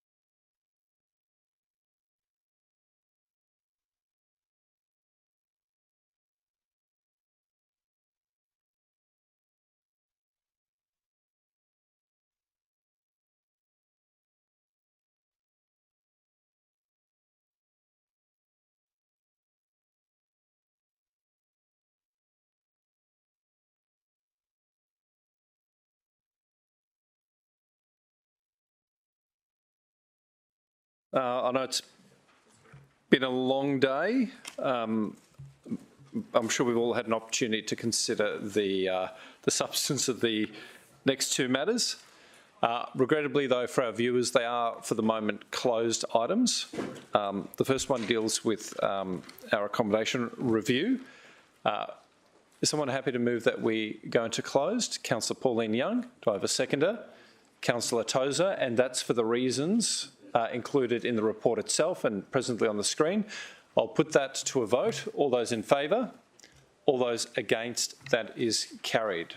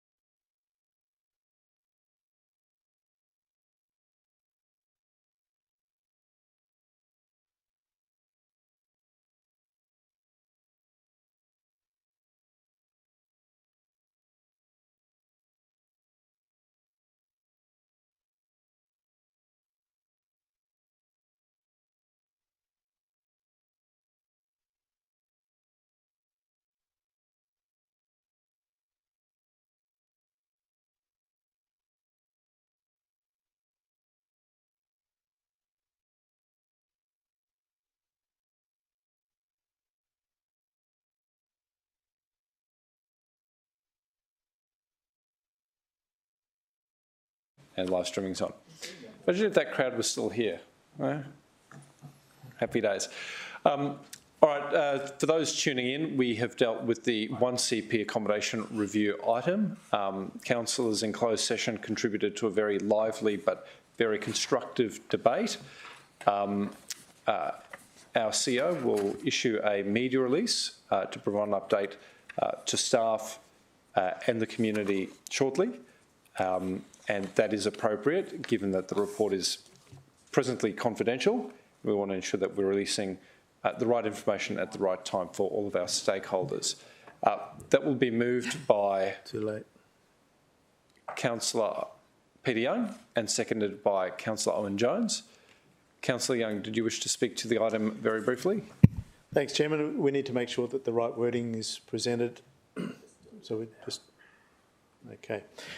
Chairman, this is a very significant decision of the Council today, and I'm glad that we've reached a unanimous decision in closed session. I think it's very important for us to recognise the important work that the CEO's done and our faith in him in achieving the outcomes that we seek to pursue as a city, that is providing the best level of service to our community and ensuring that our staff are safe. There are aspects of this decision which are going to be considerable and going to impact a lot of people, and it's important for us to get behind the CEO and give him the maximum support in striving towards those outcomes, because I think they are better for the city, better for our workforce and better for delivering the services that our community needs. I've got a special interest, of course, because of the Nerang precinct and the likely impacts upon that, and I'm grateful for the support of councillors today in pursuing alternative uses for the site, which I believe will be of great benefit to the local community, and that's my aspiration and I'll stick to it. Thanks, Chairman. Thank you very much, Councillor Peter Young. Councillors, I do intend to now put that to a vote, unless there are any objections. Right, we'll call the division. All those in favour? Councillor Vorster, Councillor Hamill, Councillor Owen Jones, Councillor Curtis, Councillor Peter Young, Councillor Patterson, Councillor Bowden Lumsden, Councillor Castro, Councillor Tozer, Councillor Taylor, Councillor Pauline Young, Councillor McDonald and Councillor O'Neill. That is carried unanimously. Well done all. We now only we have one more item to deal with, which is a closed session item. Councillors, I know it's a significant item. Did anyone have questions, wish to enter into debate on this item? Councillor Owen Jones, I think it's appropriate we then move into closed. I reckon I can do it without moving into closed, so I'm happy to move the recommendation with a change. Okay, well, could I get a sense of what the change might be? The removal of 4. Okay, bear with me. Could you refer us to a page, please? 290.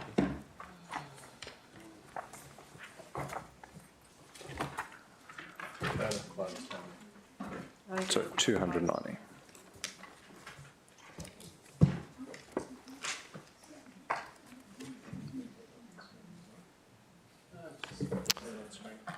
Procedural motion, I move that we go to closed session. Yeah, okay, we'll do that. So I'll take Councillor Pauline Young, who was eager to do that, seconded by Councillor Peter Young, that we move into closed for the reasons listed in the report.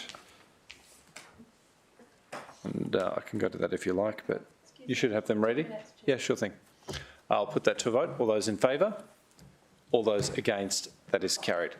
Nice try. Happy days. So live streaming.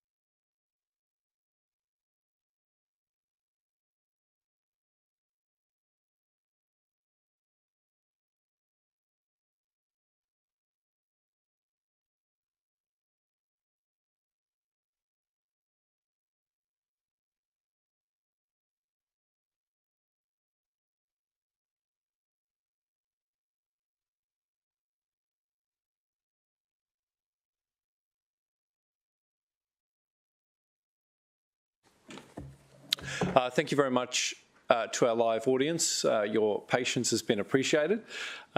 We've had an opportunity to discuss a matter concerning the Town Hall proposed for the Gold Coast. Councillor Taylor will be moving a recommendation, which is a change recommendation that was seconded by Councillor Tozer. Councillor Taylor, I'll invite you to speak briefly. Thank you. And today we have a motion that's looking at the transit centre. It's a really important part of Surfers Paradise. It's located right in the central part of Surfers. The biggest problem Surfers had for a long time is what I call the north-south corridor. We all connect through the mall, and back in the day we used to have this picture theatre that actually drew people from the southern side and walked up through to the Cavill Avenue. This asset's been sitting there for a long time, dormant, and been going downhill. We've had no tenancy, and it really has been a really poor state for a long time. This will activate Surfers Paradise in a big way. It will draw people to the centre of Surfers, and from there they will disperse throughout the business district. We have light rail. So light rail is already there. So we can get, the air show on the weekend showed how we can get numbers to into Surfers Paradise. So we already have the infrastructure there. And also it helps complement Hotter. One thing we do want in this city is to get bigger productions to our city. And one of the conversations I had with Hotter was, why don't we have big production? And the challenge is we have other community groups, such as Stedford, that have the Hotter venue for events. This will actually give an alternative opportunity for community organisations and events to happen at an alternative location closer to Hotter. I think this is if all council support it, is going to be a big trigger for the revitalisation of Surfers Paradise and bringing people back into the city. So thank you very much, Councillor Taylor. Now, of course, decisions like this don't happen by accident, and they follow intense interrogation and a significant amount of reading material. I just wanted to invite the CEO just to provide an update on what brought us to this decision, and then I will come to Councillor Owen-Jones. Thank you. While we're in live streaming, I think we've broken a record for the most amount of changes on the screen. So well done, Tracy. Very good effort today. Thank you. And of course, all officers involved in the report as well. Top job. Councillor Owen-Jones. Thank you. So I won't be supporting the motion. I appreciate the fact that the Surfers Paradise Transit Centre and the Bruce Bishop car park are important assets for the city, and I also appreciate the fact over the last 11 and a bit years it's come to this council more than once. I have a personal view that it needs to be approached in a bit more of a slower motion than what is being proposed at the moment. I think that there is very much a focus on cost of living and what that means to our ratepayers, and we only have one opportunity to fund these things, and that's through our rates. And I would have much preferred if we would have taken a bit more of a slower, more calculated approach to making the decision. I'm not saying it's necessarily going to be a bad thing for Surfers Paradise, but we have an enormous amount of competing interests for the ratepayers' dollars, and we've been talking in this term of stadiums, and we've talked about convention centres, and we're now talking about a town hall. We've talked about the next stage of Hotter. They're all massive commitments on our balance sheet in regards to outcomes, and that deeply concerns me, and that's why I won't be supporting it today. Thank you, Councillor Owen-Jones. I'll speak briefly in favour of the motion. You are absolutely correct. Cost of living is the #1 issue that confronts our community, followed closely, I would say, by crime. That said, Council has endorsed a number of strategies that has ensnared us in the world of delivering essential community and economic infrastructure. And I think about our economic strategy, which talks to facilities like this, And I also think about our music action plan, which was a deliberate piece of work that council embarked upon, recognising that we were, as a city, on an economic bypass. So while I absolutely agree with you that cost of living and crime, well, at least from my perspective, crime is that number two, council does have a responsibility to be in the space, and we've set an expectation in the community that we will be in the space, having adopted strategies and plans to say that we will meet an economic need. And a town hall, apart from the civic sense, will allow us to deliver an economic uplift to Surfers Paradise. And I think we unanimously adopted the last budget, and in that budget we made provision for a significant amount of expenditure in Surfers Paradise for economic purposes. So I think the precedent we have set in our plans and strategies, together with the funding that we've already put on the table in the last budget, has set the direction of the council during this financial year at least, and this report is consistent with that direction. Lastly, I just want to manage expectations for anyone who may read into your comments that this may exacerbate cost of living. Just to stress that, if we could scroll down to the bottom part of that recommendation, that it says here that subject to further detailed design being completed as outlined at 3 above, that council include provision for the delivery of this project as part of a future budget. So council will make no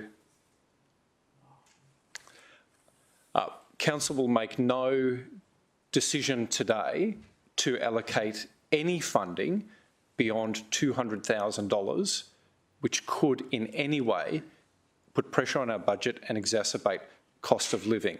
And it will be up to the incoming council at its budget deliberations to decide whether any funding is allocated for capital works. So to that extent, I think exposure to the ratepayer is absolutely limited, and it will be tempered by the results of the next election and whoever might sit around this table. So I think we're definitely in the space of developing a thriving economy. We've decided to do that today with a film studio investment potentially. We certainly have a music action plan. We amend local law in Southport to support live music. This scratches an itch that's at least multiple decades old that Councillor McDonald flagged. And while it will never be potentially a playroom, I like to think that this has been something missing from the Gold Coast, a hole in the Gold Coast for a long time, and it's a hole that we can potentially fill next budget. That's my contribution. I'll take any speakers against. No. Councillor Taylor, would you like to close? Thank you. As I said earlier, this would be a great uplift to Surfers Paradise. It's something that will actually help the businesses through the central part of Surfers Paradise. It will produce jobs in Surfers Paradise, and I think this is something that in the longer term we won't regret. We've had an asset sitting there for a long period of time, and now we're actually going to be doing something with the asset to actually support businesses through our central business district of Surfers Paradise. Long live the Bishop.